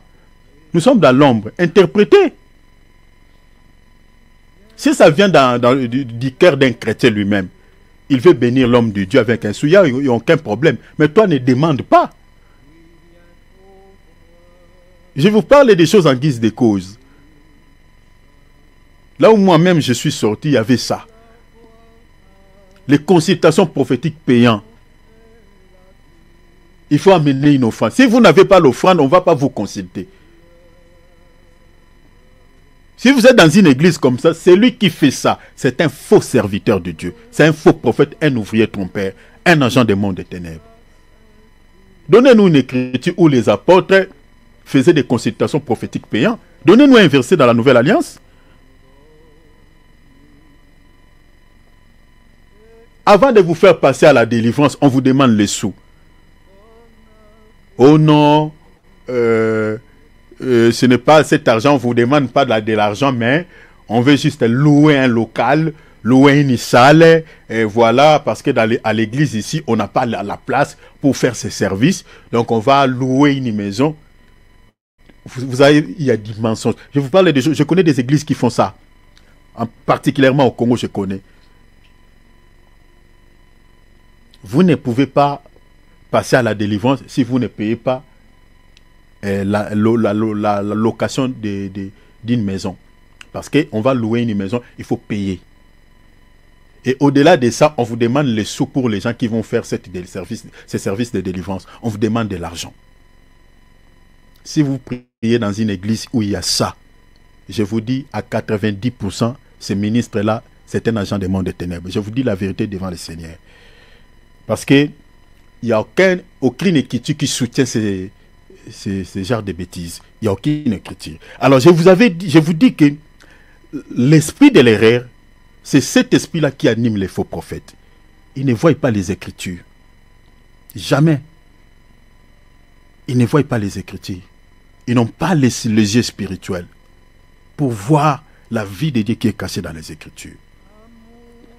Alors, retenez, comme je nous avais dit la fois passée, que ce soit sur le plan physique ou spirituel. Retenez ça, pour ceux qui n'étaient pas là, retenez, parce que j'avais dit quelque chose d'hyper important à partir d'ici. Que ce soit sur le plan physique ou spirituel, toute compréhension du monde passe par d'un principaux canaux sensoriels. Un, la vue, et de deux, l'ouïe. Autrement dit, les yeux, ou par les yeux et les oreilles, si vous voulez. Je répète pour ceux qui écrivent. J'ai dit ceci. Que ce soit sur le plan physique ou spirituel, toute compréhension, je parle de la compréhension, que ce soit la compréhension humaine ou spirituelle, je dis passe par des principaux canaux sensoriels, l'ouïe, la vue et l'ouïe, c'est-à-dire les oreilles et les yeux. Chers enfants de Dieu, si ces deux organes sont endommagés, vous aurez, c'est-à-dire, vous êtes comme un mort, un cadavre ambulant, parce que vous n'allez rien comprendre dans ce monde. Votre compréhension sera totalement bloquée. Si vos oreilles sont endommagées, sont abîmées et foutues, vous ne voyez plus, vos yeux sont crevés, c'est fini. Vous vous ressemblez à un mort, mais qui vit. Vous n'allez rien comprendre dans le monde. Vous n'allez rien comprendre. C'est fini. Ce qui nous aide à comprendre les choses, ce sont ces deux organes. L'ouïe et les oreilles. Vos oreilles peuvent être endommagées. Mais si vous voyez, vous pouvez étudier par des signes. On peut vous expliquer des choses par des signes. Vos yeux peuvent être crevés ou peuvent être en mauvais état. Vous ne voyez pas bien. Vous avez du mal à lire les choses. Vous ne voyez pas, en gros. Mais si vous entendez, vous pouvez comprendre les choses. On peut vous expliquer les choses. Mais si ces deux organes sensoriels sont abîmés, mes bien-aimés, c'est fini. Vous vous ressemblez à un mort. Ça, c'est sur le plan physique. Sur le plan physique. Et la vue et l'ouïe se situent, sur le plan physique, se situent à la tête. Les oreilles et les yeux. Sur le plan physique, se trouvent à la tête. Mais sur le plan spirituel, dans la dimension spirituelle, nous avons aussi les yeux, nous avons également l'ouïe ou les oreilles. Sur le plan spirituel. C'est ces yeux-là que les faux prophètes n'ont pas. Quelle est l'écriture qui me soutient à dire cela? Parce que vous allez dire, frère, ah bon? Vous voulez nous apprendre quoi, la sorcellerie ou quoi? Non, non. C'est la Bible qui le dit. Sur le plan spirituel, il y a des yeux spirituels, il y a aussi les oreilles spirituelles. Un vrai ministre de Dieu, il a ces yeux-là, il a ces oreilles-là. Lisons. Bien-aimé Philippe, rapidement. Allons dans l'épître aux Éphésiens, chapitre 1er, versets 15 à 18. Rapidement. Rapidement. L'épître notée, l'épître aux Éphésiens, chapitre 1er, 15 à 18. Vous allez voir noir sur blanc. Noir sur blanc. Les yeux spirituels, les oreilles spirituelles. Notez également, mettez en relation Hébreux, l'épître aux Hébreux, chapitre 3, versets 7 à 8. Je suis allé là-bas pour vous, je suis en train de vous parler sur l'esprit de l'erreur. J'ai dit que l'esprit de l'erreur, c'est un aveuglement spirituel. C'est-à-dire, il y a une sorte de l'obscurité au niveau de l'intelligence qui bloque la compréhension, votre compréhension.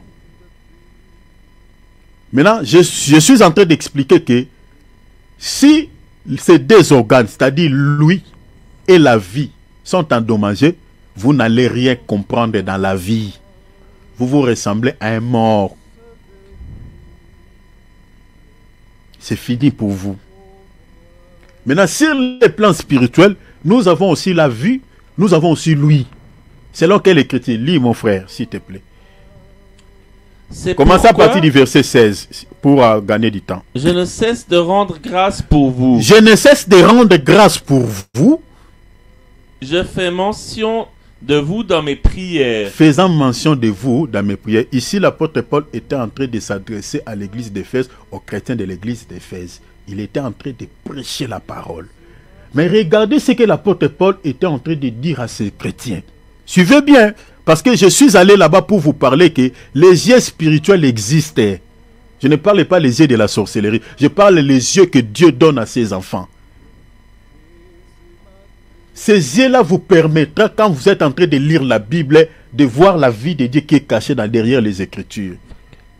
Si vous n'avez pas ces yeux-là, cher enfant de Dieu, vous allez lire la Bible et vous n'allez rien comprendre. Continuez. Afin que le Dieu de notre Seigneur Jésus-Christ, Afin que le Dieu de notre Seigneur Jésus-Christ, le Père de gloire, le Père de gloire que nous aimons tant notre Papa, alléluia, vous donne un esprit de sagesse Il et dit, de révélation dans vous sa donne connaissance. un esprit de sagesse et de révélation. Il dit quoi? Dans sa connaissance. Donc que le Seigneur vous donne un esprit de sagesse, un esprit de révélation ou dans sa connaissance. Nous puisons la connaissance de toutes ces choses que l'apôtre Paul a dit ici ou dans la parole. Maintenant, regarde ce que l'apôtre Paul souligne, c'est ça ce qui nous intéresse. Il dit quoi? Qu'il illumine les yeux de votre cœur. Vous voyez, qu'il illumine les yeux. Les yeux là se trouvent où? À la tête? La Bible parle des yeux du cœur. Répétez mon frère juste cette phrase. Qu'il illumine les yeux de votre cœur. Qu'il illumine les yeux qui se trouvent où? Dans votre cœur. Attention, le cœur ici, ce n'est pas le cœur en tant qu'organe qui coule le sang. C'est le cœur en tant qu'âme. Je ne sais pas, mes frères et sœurs, vous avez vu ça? Maman Adrienne, vous n'étiez pas là la fois passée. Vous avez vu ça, maman? Mon bien-aimé David. Non, mon berger. Non, non. Vous voyez? On parle des yeux du cœur. Les yeux qui se trouvent dans le cœur.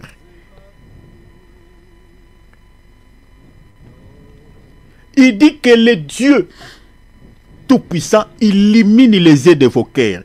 Pourquoi l'apôtre Paul fait mention de la lumière? Vous savez bien aimé, si l'œil n'a plus de lumière, vous devenez aveugle. Ce qui nous aide à marcher, à ne pas trébucher quand on marche, c'est grâce à cette lumière qui est dans les yeux. Qu'est-ce qui me pousse à dire cela? Je crois que cela est approuvé même, je crois dans la médecine, cela est approuvé. Mais dans la Bible aussi, il y a une critique qui me soutient à dire cela. Si vous lisez par exemple, je crois Matthieu, chapitre combien? Je crois Matthieu, si vous lisez Matthieu chapitre 5, hein, vérifiez cela. Je crois bien aimé David, prends-moi ça rapidement. Matthieu chapitre 5, je crois, à partir du verset 22, quelque part là. La Bible dit quoi? L'œil est la lampe du corps. C'est ça ce que la Bible dit. La Bible dit, si ton œil est à mauvais état, tout ton corps sera dans le noir. Et si ton œil est à bon état, ton corps sera éclairé. Donc l'œil est comparable à une lampe. Donc quand l'apôtre Paul fait mention de la lumière, il dit qu'il illumine.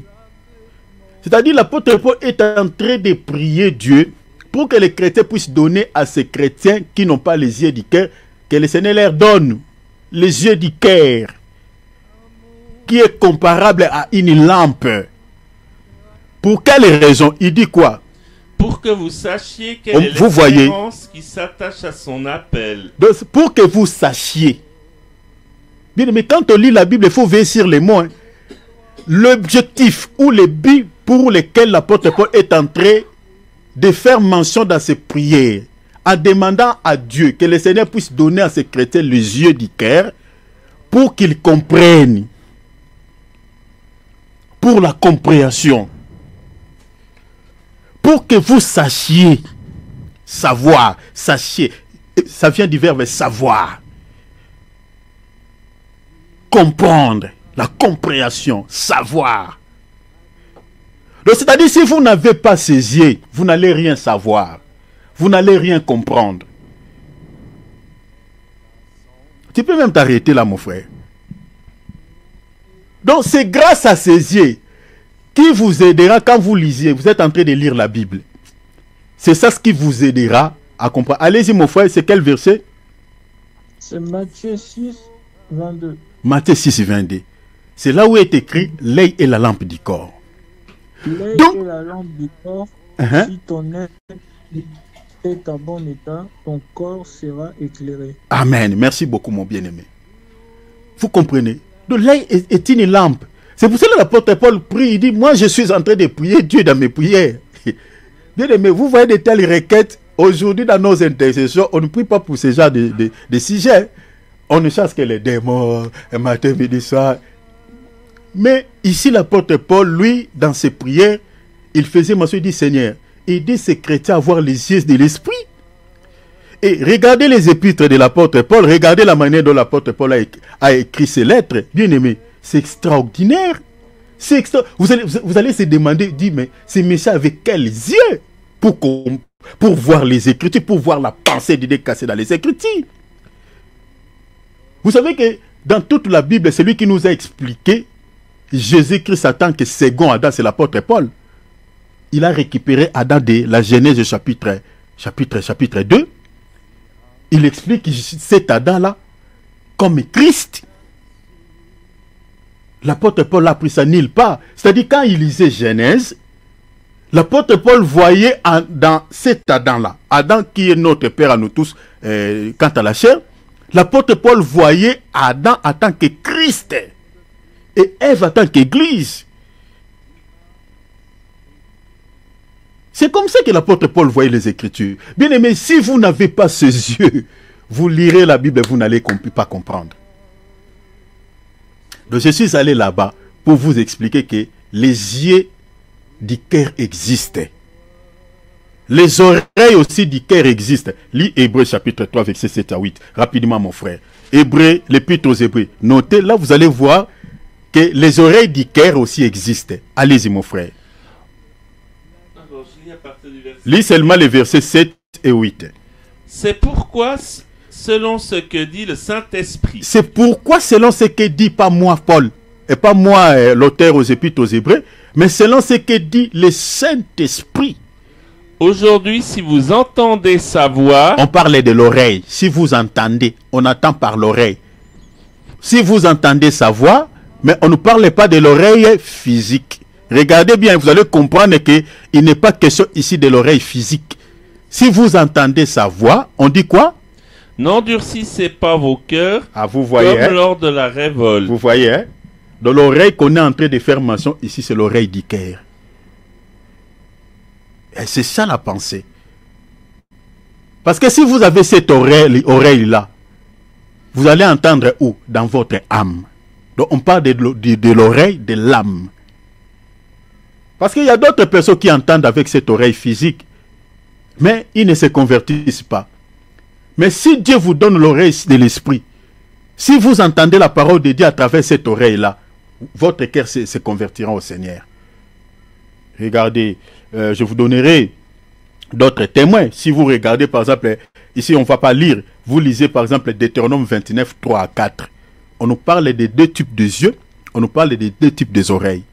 On parle de l'oreille physique, on parle également de l'oreille spirituelle, on parle également des yeux physiques et puis des yeux spirituels. Maintenant, ces yeux de l'esprit, les faux prophètes n'ont pas ces yeux, parce que celui qui peut vous donner ces yeux, c'est seulement le Seigneur Jésus.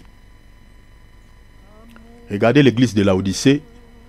L'église de Laodicée se ressemble aux églises que nous avons aujourd'hui, qui met souvent l'accent sur la richesse de ce monde, qui met souvent l'accent sur le matériel. Si vous lisez à partir du verset 15, vous allez voir cette église frapper les thorax en disant « Je suis riche, je n'ai plus besoin de rien. » Mais lorsque le Seigneur est venu réprimander cette église, le Seigneur dit « Tu dis que tu es riche et tu n'as besoin de rien. » Il dit, puisque tu ne sais pas, tu es aveugle. Le Seigneur dit à cette église, tu es aveugle. Parce que tu ne vois pas. Pourquoi cette église était aveugle? Parce qu'elle avait perdu l'essentiel. L'essentiel, c'était quoi? Le salut de son âme. Il mettait souvent l'accent sur le matériel. L'église de Laodicée se ressemble à plusieurs églises que nous avons aujourd'hui, qui sont devenues aujourd'hui aveugles. Parce qu'ils ont négligé l'essentiel. Ils ont chassé les seigneurs de leurs églises. Le Seigneur n'a plus de place dans leur cœur. Vous savez, si vous voulez comprendre que nous sommes en train de traverser un temps fâché où les faux prophètes ont gagné plusieurs âmes. Regardez même les chansons, les cantiques de nos musiciens. Regardez même quelques cantiques de nos musiciens. Les chanteurs que nous avons aujourd'hui, ils ne chantent plus des cantiques d'adoration. C'est-à-dire des cantiques qui élèvent Dieu. Il n'y en a plus. Aujourd'hui, les chansons que nos chanteurs nous chantent, ce sont des chansons qui parlent seulement de l'homme. De l'homme. Ça tourne tout autour de nos souffrances. Ma vie, ça parle de nos vies. Et souvent, ces chansons-là se ressemblent aux jetons. Des cantiques comme ça. Que mes ennemis entendent ce que tu as fait dans ma vie. Des cantiques qui parlent tout autour de l'homme. Il n'y a plus de cantiques qui élèvent Dieu. Il n'y en a plus, presque plus. Des cantiques comme gloire, gloire, gloire à l'agneau. Ces cantiques-là ont complètement disparu. Il n'y en a presque plus dans nos assemblées. Nos musiciens, nos chanteurs, tout ce qu'ils ont reçu comme inspiration, des cantiques qui tournent tout autour de l'homme, qui ne parlent que de nos souffrances, qui ne parlent que de nos situations. Seigneur, salelanga, pobamona, Seigneur, agis dans ma vie pour qu'il sache, pour qu'il comprenne que j'ai Dieu. C'est ça les chansons qui sont composées aujourd'hui. Vérifiez ce que je vous dis. Des cantiques qui n'élèvent que Dieu, qui ne louent que Dieu. Nos chanteurs n'ont plus d'inspiration.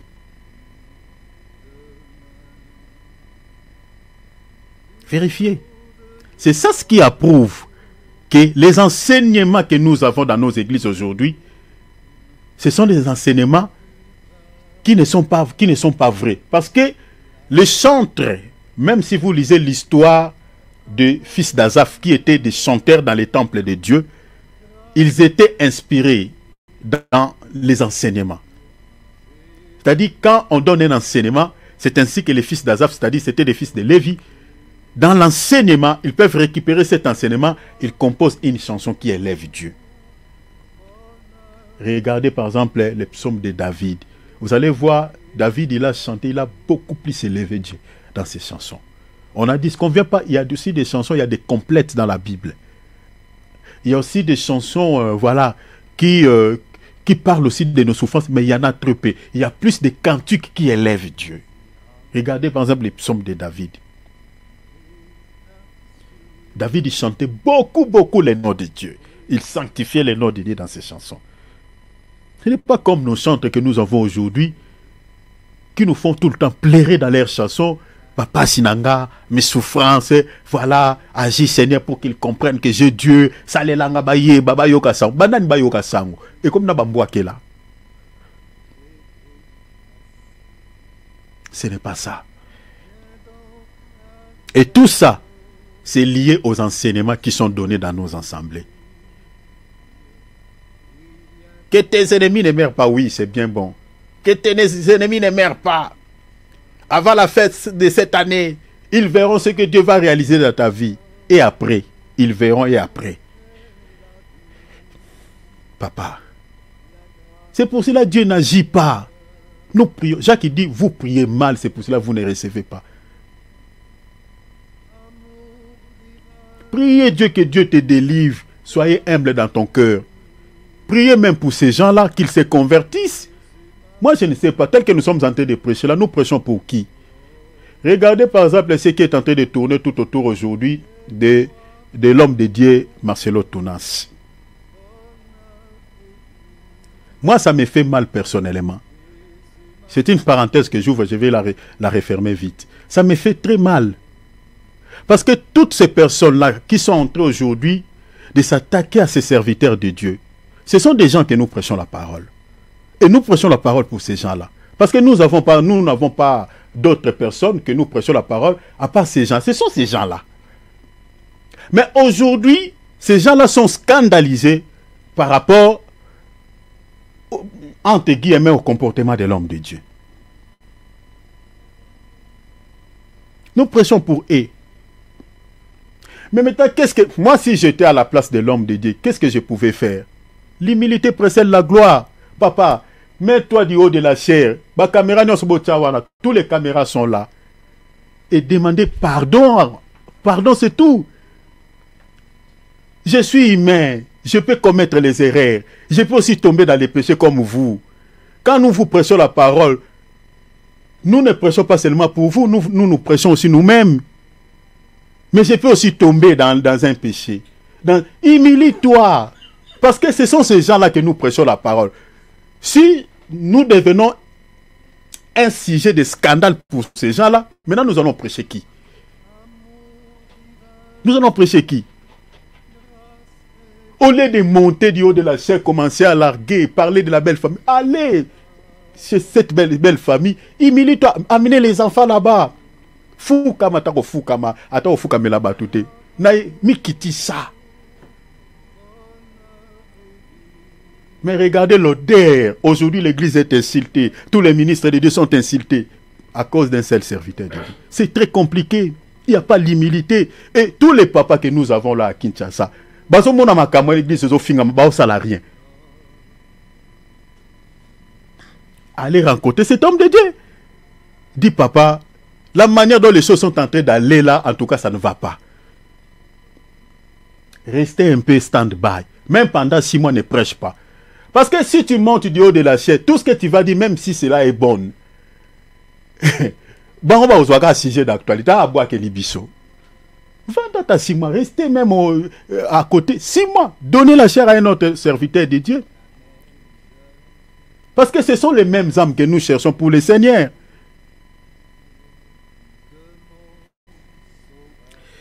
C'est très compliqué. Que Dieu nous aide. Donc, on va lire des passages et puis on va s'arrêter par là. Je ferme cette parenthèse. Donc, je dis que l'esprit de l'erreur, c'est un aveuglement spirituel. Si quelqu'un est possédé par cet esprit de l'erreur, ne comprendra jamais les Écritures. Et c'est cet esprit-là qui est sur les yeux des faux prophètes. Les faux prophètes, Dieu ne les a pas donné ses yeux. C'est ça ce que Paul dit ici, que le Seigneur illumine les yeux de vos cœurs. C'est-à-dire, c'est seul Dieu qui peut vous donner ces yeux-là pour voir la vie qui est cachée dans les Écritures. C'est pour cela, ma sœur, mon frère, quand tu lis la Bible, il faut demander à Dieu, Seigneur, illumine les yeux de mon cœur. Donne-moi les yeux de l'esprit pour voir les Écritures, pour voir la vie de Dieu qui est cachée dans la parole. Donnez-moi aussi l'écoute. Parce que c'est très important. Comme nous sommes en train de prêcher là, si vous n'avez pas l'oreille spirituelle, vous n'allez rien comprendre tout ce que nous sommes en train de dire. Vous allez penser peut-être comme les autres, vous allez avoir une mauvaise compréhension des choses. Ah, vous êtes en train de critiquer. Il y a d'autres qui disent comme ça. Vous êtes prétentieux, vous critiquez. On ne critique pas. Nous sommes en train de prêcher pour votre âme, que votre âme soit sauvée. Parce que la Bible dit que les diables aussi là, ses serviteurs. Si on ne vous parle pas ainsi, vous pouvez tomber sur les panneaux de ces gens et vous ne serez jamais sauvés. Nous ici, on ne demande pas les offrandes, on ne vous demande rien. Tout ce qu'on vous demande, c'est de se connecter et on partage la parole. Et notre seul objectif, c'est que votre âme soit sauvée. Point barre. On n'en a pas d'autre motivation. Donc, vous avez des Bibles. C'est pour cela qu'on vous donne plus les passages pour que vous vérifiez. C'est pour ça que j'ai surnommé ce groupe l'école des bérets. Vérifiez avec vos Bibles ce que nous sommes en train de dire. Parce que notre objectif, Nous voulons que le jour où le Seigneur viendra nous chercher, mon frère, ma sœur, que nous partions au ciel.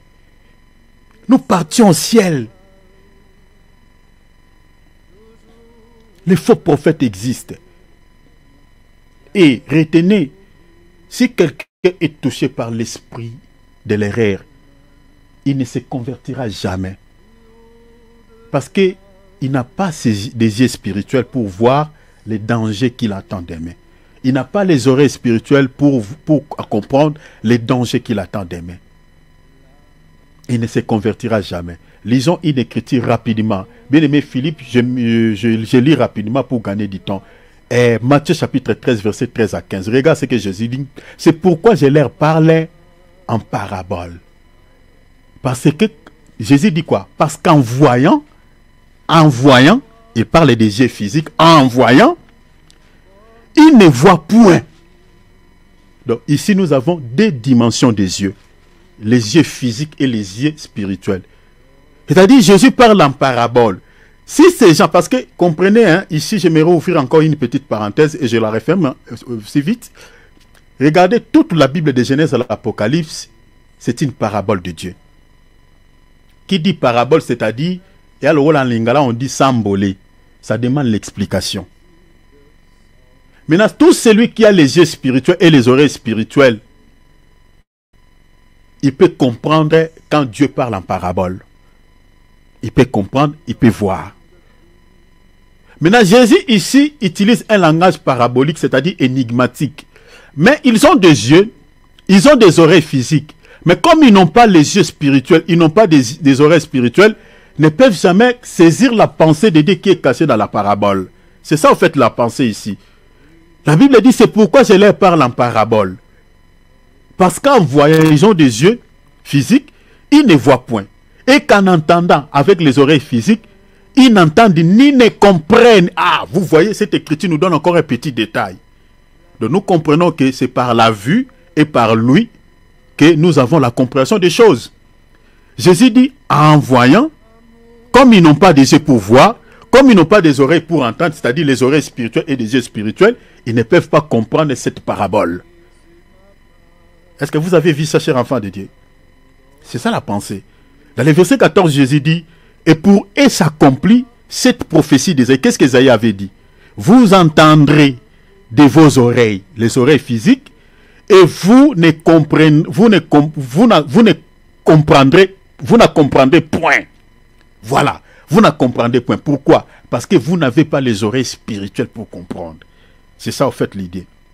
Vous regarderez de vos yeux et vous ne verrez point. Vous voyez, vous avez des yeux physiques, mais comme vous n'avez pas les yeux spirituels, vous ne pouvez pas voir ce que Dieu a caché dans la parole.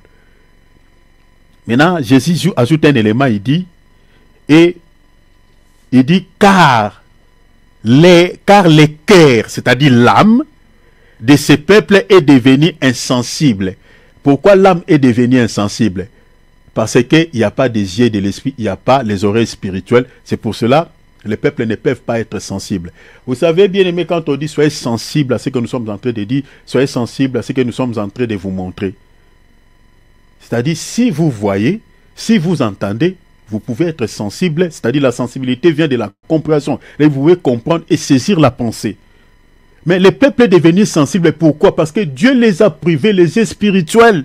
Dieu les a privés les oreilles spirituelles. Au fait, c'est ça l'idée. Maintenant, Jésus ajoute encore, il dit, car le cœur de ce peuple est devenu insensible. Ils ont endurci leurs oreilles. Et ils ont fermé leurs yeux. Les yeux spirituels, les oreilles spirituelles. De peur, regardez, c'est un détail important. De peur qu'ils ne voient de leurs yeux spirituels, qu'ils n'entendent de leurs oreilles, c'est-à-dire spirituelles, et qu'ils ne comprennent. Est-ce que vous avez vu ça? Qu'ils ne comprennent de leur cœur, et qu'ils ne se convertissent, et que je ne les guérisse. Ah! Donc vous voyez que bien aimé, quand quelqu'un a les oreilles spirituelles, quand quelqu'un a des yeux spirituels, c'est-à-dire il comprendra la parabole. il comprendra la Bible parce que la Bible est un livre énigmatique, est un livre parabolique. C'est-à-dire, si Dieu te donne ses organes spirituels, tu auras la meilleure compréhension, tu comprendras sa parole et tu recevras la vie de Dieu qui est cachée dans les Écritures. Et tu peux te convertir. Vous savez aujourd'hui pourquoi beaucoup de gens ne se convertissent pas? Parce que Dieu ne les a pas donné les yeux du cœur, Dieu ne les a pas donné les oreilles du cœur. Comme on a dit tout à l'heure, si vous entendez sa voix, n'endurcissez pas votre cœur. Si Dieu ne te donne pas l'oreille du cœur, tu peux entendre la parole, mais tu ne te convertiras pas. C'est pour ça que tu es heureux, ma soeur. Tu es heureuse, ma soeur. Tu es heureux, mon frère. Parce que tu es ici, parce que tu as écouté. Tu as l'oreille spirituelle. Je crois que tu as cette oreille-là. Tu as ces yeux-là, les yeux spirituels. La raison pour laquelle aujourd'hui tu te retrouves dans le Seigneur. Parce qu'il y a d'autres personnes que nous étions avec eux dans le monde.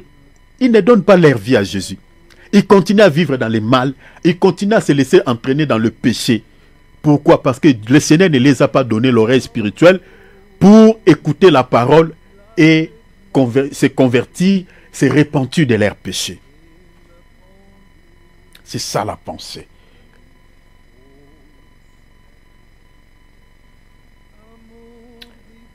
Je m'arrête dans 5 minutes.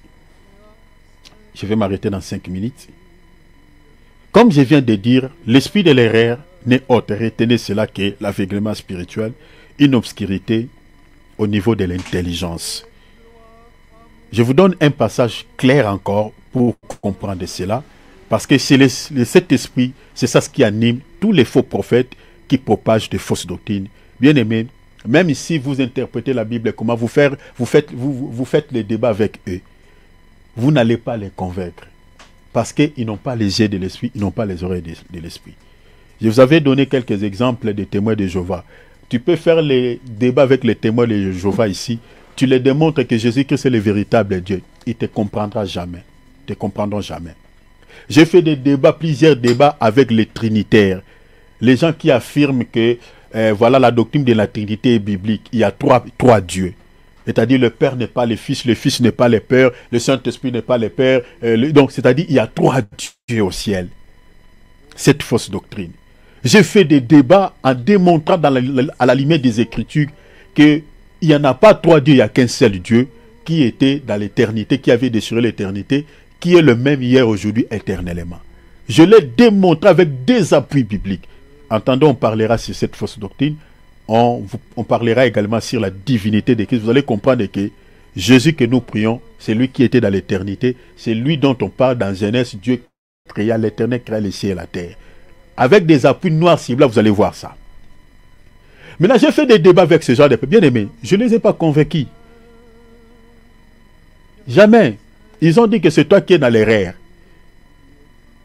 Ils n'ont pas compris. Pourquoi? Parce qu'ils n'ont pas des oreilles de l'esprit pour comprendre.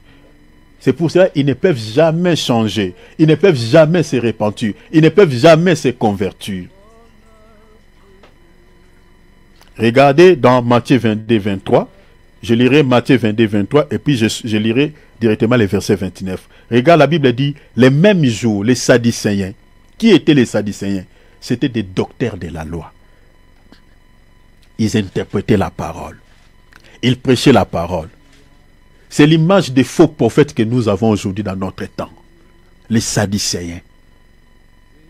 C'était les gens qui s'opposaient beaucoup plus à Christ, même à son évangile. Maintenant, qu'est-ce que les Sadducéens enseignaient dans leurs assemblées, dans leurs synagogues? La Bible dit, les mêmes jours les Sadducéens qui disent, ils disaient quoi? Qu'il n'y a point de résurrection. Les résurrections des morts. Vous voyez, c'était ça leurs enseignements. Oh, quand vous entendez les gens disent qu'il y a les résurrections, c'est faux. C'est faux. Ils prêchaient et ils convainquaient les gens. Ils persuadaient les gens. Les gens croyaient à cette fausse doctrine qui était prêchée à l'époque de Jésus. La Bible dit, vinrent auprès de Jésus et lui firent cette question. Si vous lisez à partir du verset 23 jusqu'en bas, vous allez voir ce qu'ils avaient abordé comme question auprès du Seigneur. Mais ce qui m'intéresse, c'est le verset 23 et le verset, la réponse que le Seigneur leur avait donnée. Dans le verset 29, Jésus leur répondit, vous êtes dans l'erreur. Est-ce que vous voyez ça? C'est ça l'esprit de l'erreur. Pourquoi Jésus leur dit, vous êtes dans l'erreur? Jésus ajoute un élément, il dit, parce que vous ne comprenez, vous voyez, hein, la compréhension. Vous ne comprenez ni les Écritures, ni la puissance de Dieu. Vous ne comprenez. Pourquoi ils avaient du mal à comprendre les Écritures? Parce qu'ils étaient possédés par l'esprit de l'erreur. Or, qui dit l'esprit de l'erreur, c'est l'aveuglement, hein, au niveau de l'âme. Est-ce que vous avez vu ça, cher enfant de Dieu? Donc, ce que nous sommes en train de parler, ça remonte plus loin. Donc, cet esprit remonte plus loin. Plus loin. Donc, cet esprit avait possédé les Sadducéens. Donc, ils avaient la Torah, mais ils ne comprenaient pas les Écritures. Ils disaient aux gens, il n'y a pas... Ils prêchaient une fausse doctrine. Il n'y a pas la résurrection des morts. C'est faux, il ne faut pas croire à ces bêtises. Si vous lisez dans Actes 23, verset 8, ils ne prêchaient pas seulement sur cette fausse doctrine, où ils disaient qu'il n'y a pas la résurrection des morts, mais ils niaient également l'existence des anges et des esprits. Moi et toi, aujourd'hui, nous croyons à l'existence des anges. Mais les Sadducéens, ils niaient carrément l'existence des anges. Et attention, cet esprit ne s'était pas limité seulement à l'époque des Sadducéens. Même aujourd'hui, il y a des gens qui nient l'existence des esprits, qui nient l'existence des anges, qui ne croient pas aux résurrections des morts. Prenons par exemple chez nous au Congo, Boudidian Congo ne croit pas à la résurrection des morts. Il croit plutôt à l'incarnation. Que quand quelqu'un meurt, son esprit, il va devenir autre chose. Il peut devenir un oiseau, un animal quelconque. Est-ce que vous voyez? C'est le même esprit qui a animé les Sadducéens. Est-ce que vous comprenez? C'était la fausse doctrine qui était prêchée. Mais ils utilisaient quoi? La Torah. De la même Bible que nous avons. Mais ils ne comprenaient pas. Et Jésus nous montre, noir sur blanc, que ces gens étaient possédés par l'esprit de l'erreur. C'est-à-dire, étaient des aveugles. Ils n'avaient pas les yeux de l'esprit. Ils n'avaient pas les oreilles de l'esprit. C'est-à-dire, ils lisaient la Torah, mais ils ne pouvaient pas voir les Écritures. C'est pour cela que Paul prie pour l'église d'Éphèse. Il dit que le Seigneur vous donne les yeux de l'esprit, afin que vous sachiez, afin que vous compreniez.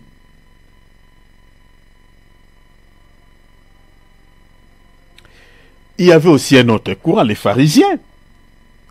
Les pharisiens, oh mon Dieu, les pharisiens croyaient à la résurrection et à l'existence des anges. Parce qu'aujourd'hui, nous avons dans nos confessions religieuses aujourd'hui, par exemple dans certaines églises de réveil, ils font les choses de la même manière que nous. Ils croient à la résurrection des morts. Dans certaines églises de faux prophètes, ils croient à l'existence des anges. Ils croient comme nous. Les pharisiens aussi étaient pareils. Malgré le fait que les pharisiens croyaient à la résurrection et à l'existence des anges, comme Jésus et les apôtres, parce que Jésus, c'est l'image de l'église aujourd'hui. Les apôtres, c'est l'image de l'église aujourd'hui. Ils croyaient à la résurrection des morts, Jésus. Les apôtres croyaient à la résurrection des morts. Ils croyaient à l'existence des anges. Pareil aussi les pharisiens. Ils croyaient comme les seigneurs, ils croyaient comme les apôtres. Comme certaines confessions religieuses qui croient comme nous dans certaines choses. Ils chantent comme nous, Jésus. Ils prient comme nous, Jésus. Ils font des délivrances au nom de Jésus. Comme les pharisiens. Mais malgré le fait que les pharisiens croyaient à la résurrection des morts et à l'existence des anges, comme Jésus et les apôtres, leur doctrine était également fausse. Était fausse. Était fausse. Comme l'église catholique. Ils croient à Jésus. Ils croient à la résurrection des morts. Les apôtres, pareil. Les musulmans croient à la résurrection des morts. Ils croient comme nous. Mais vérifiez, leurs doctrines sont fausses. Comme les pharisiens. Jésus traitait sur le même pied d'égalité les Sadducéens qui propageaient, au fait les Sadducéens également, qui propageaient les fausses doctrines. Ils traitaient les pharisiens au même pied d'égalité que les Sadducéens. Pourquoi? Si vous lisez dans Matthieu 15, les pharisiens croyaient à la résurrection, croyaient à l'existence des anges, Mais si vous vérifiez leur doctrine, ils mettaient avant tout leur tradition que les commandements de Dieu. Méditez Matthieu 15, lisez à partir du verset 1er, descendez. Jésus disait, vous annihilez les commandements de Dieu. Vous annihilez la parole de Dieu. Au profit de quoi? De vos traditions. Si vous allez dans les églises pentecôtistes, dans les ismes, les églises protestantes, ils annihilent carrément la parole de Dieu au profit de leurs dogmes. C'est pareil que les pharisiens. Mais le reste des choses, ils font des choses semblables que nous. Ils croient à la résurrection des morts. Ils chantent Jésus. Ils adorent Jésus. Ils font tout comme nous. Mais sauf, ils mettent leur doctrine, leur dogme, avant tout que la parole de Dieu. Si tu veux travailler avec eux, il faut croire à la doctrine de Trinité. Il faut faire les services de baptême comme eux, au nom du Père et du Fils et du Saint-Esprit. Il faut faire les repas du Seigneur comme eux. Couper les pains en morceaux, et puis il faut distribuer des petits gobelots aux gens. Alors que ces modèles dans la Bible ne se conforment pas à la sainte doctrine. Donc si tu ne crois pas à ces choses-là, ces modèles-là, on va te mettre hors à côté, on va te foutre dehors. Est-ce que vous voyez? La raison pour laquelle, dans Matthieu 16, si vous lisez les versets 6, 11 à 12, Jésus mettait en garde les disciples, même la foule, aux enseignements des pharisiens et des sadducéens. Parce qu'ils étaient tous aveuglés, ils étaient tous des aveugles, ils étaient possédés par l'esprit de l'erreur. Lisez même Matthieu 23, Jésus appelle les pharisiens des aveugles. Il dit, vous êtes des aveugles. Le samedi, je vous parlerai quelque chose d'hyper important à partir de là. Jésus les taxé, dit, vous êtes des aveugles. Lisez le verset 16. Jésus dit, malheur à vous, conducteurs aveugles. Est-ce que vous comprenez? En d'autres termes, vous êtes possédés par l'esprit de l'erreur. Vous n'avez pas des yeux pour voir les Écritures. Et je vous parlerai quelque chose dans la révélation à partir d'ici. Vous allez comprendre parce que dans le verset 17, Jésus dit un élément. Peut-être vous lisiez la Bible, mais vous ne comprenez pas ces choses. Parce que Jésus est tenté de leur dire, il dit insensé et aveugle. Lequel est le plus grand? Parce que regarde, Jésus dit, conducteur aveugle, qui dit, si quelqu'un jure par les temples, ce n'est rien.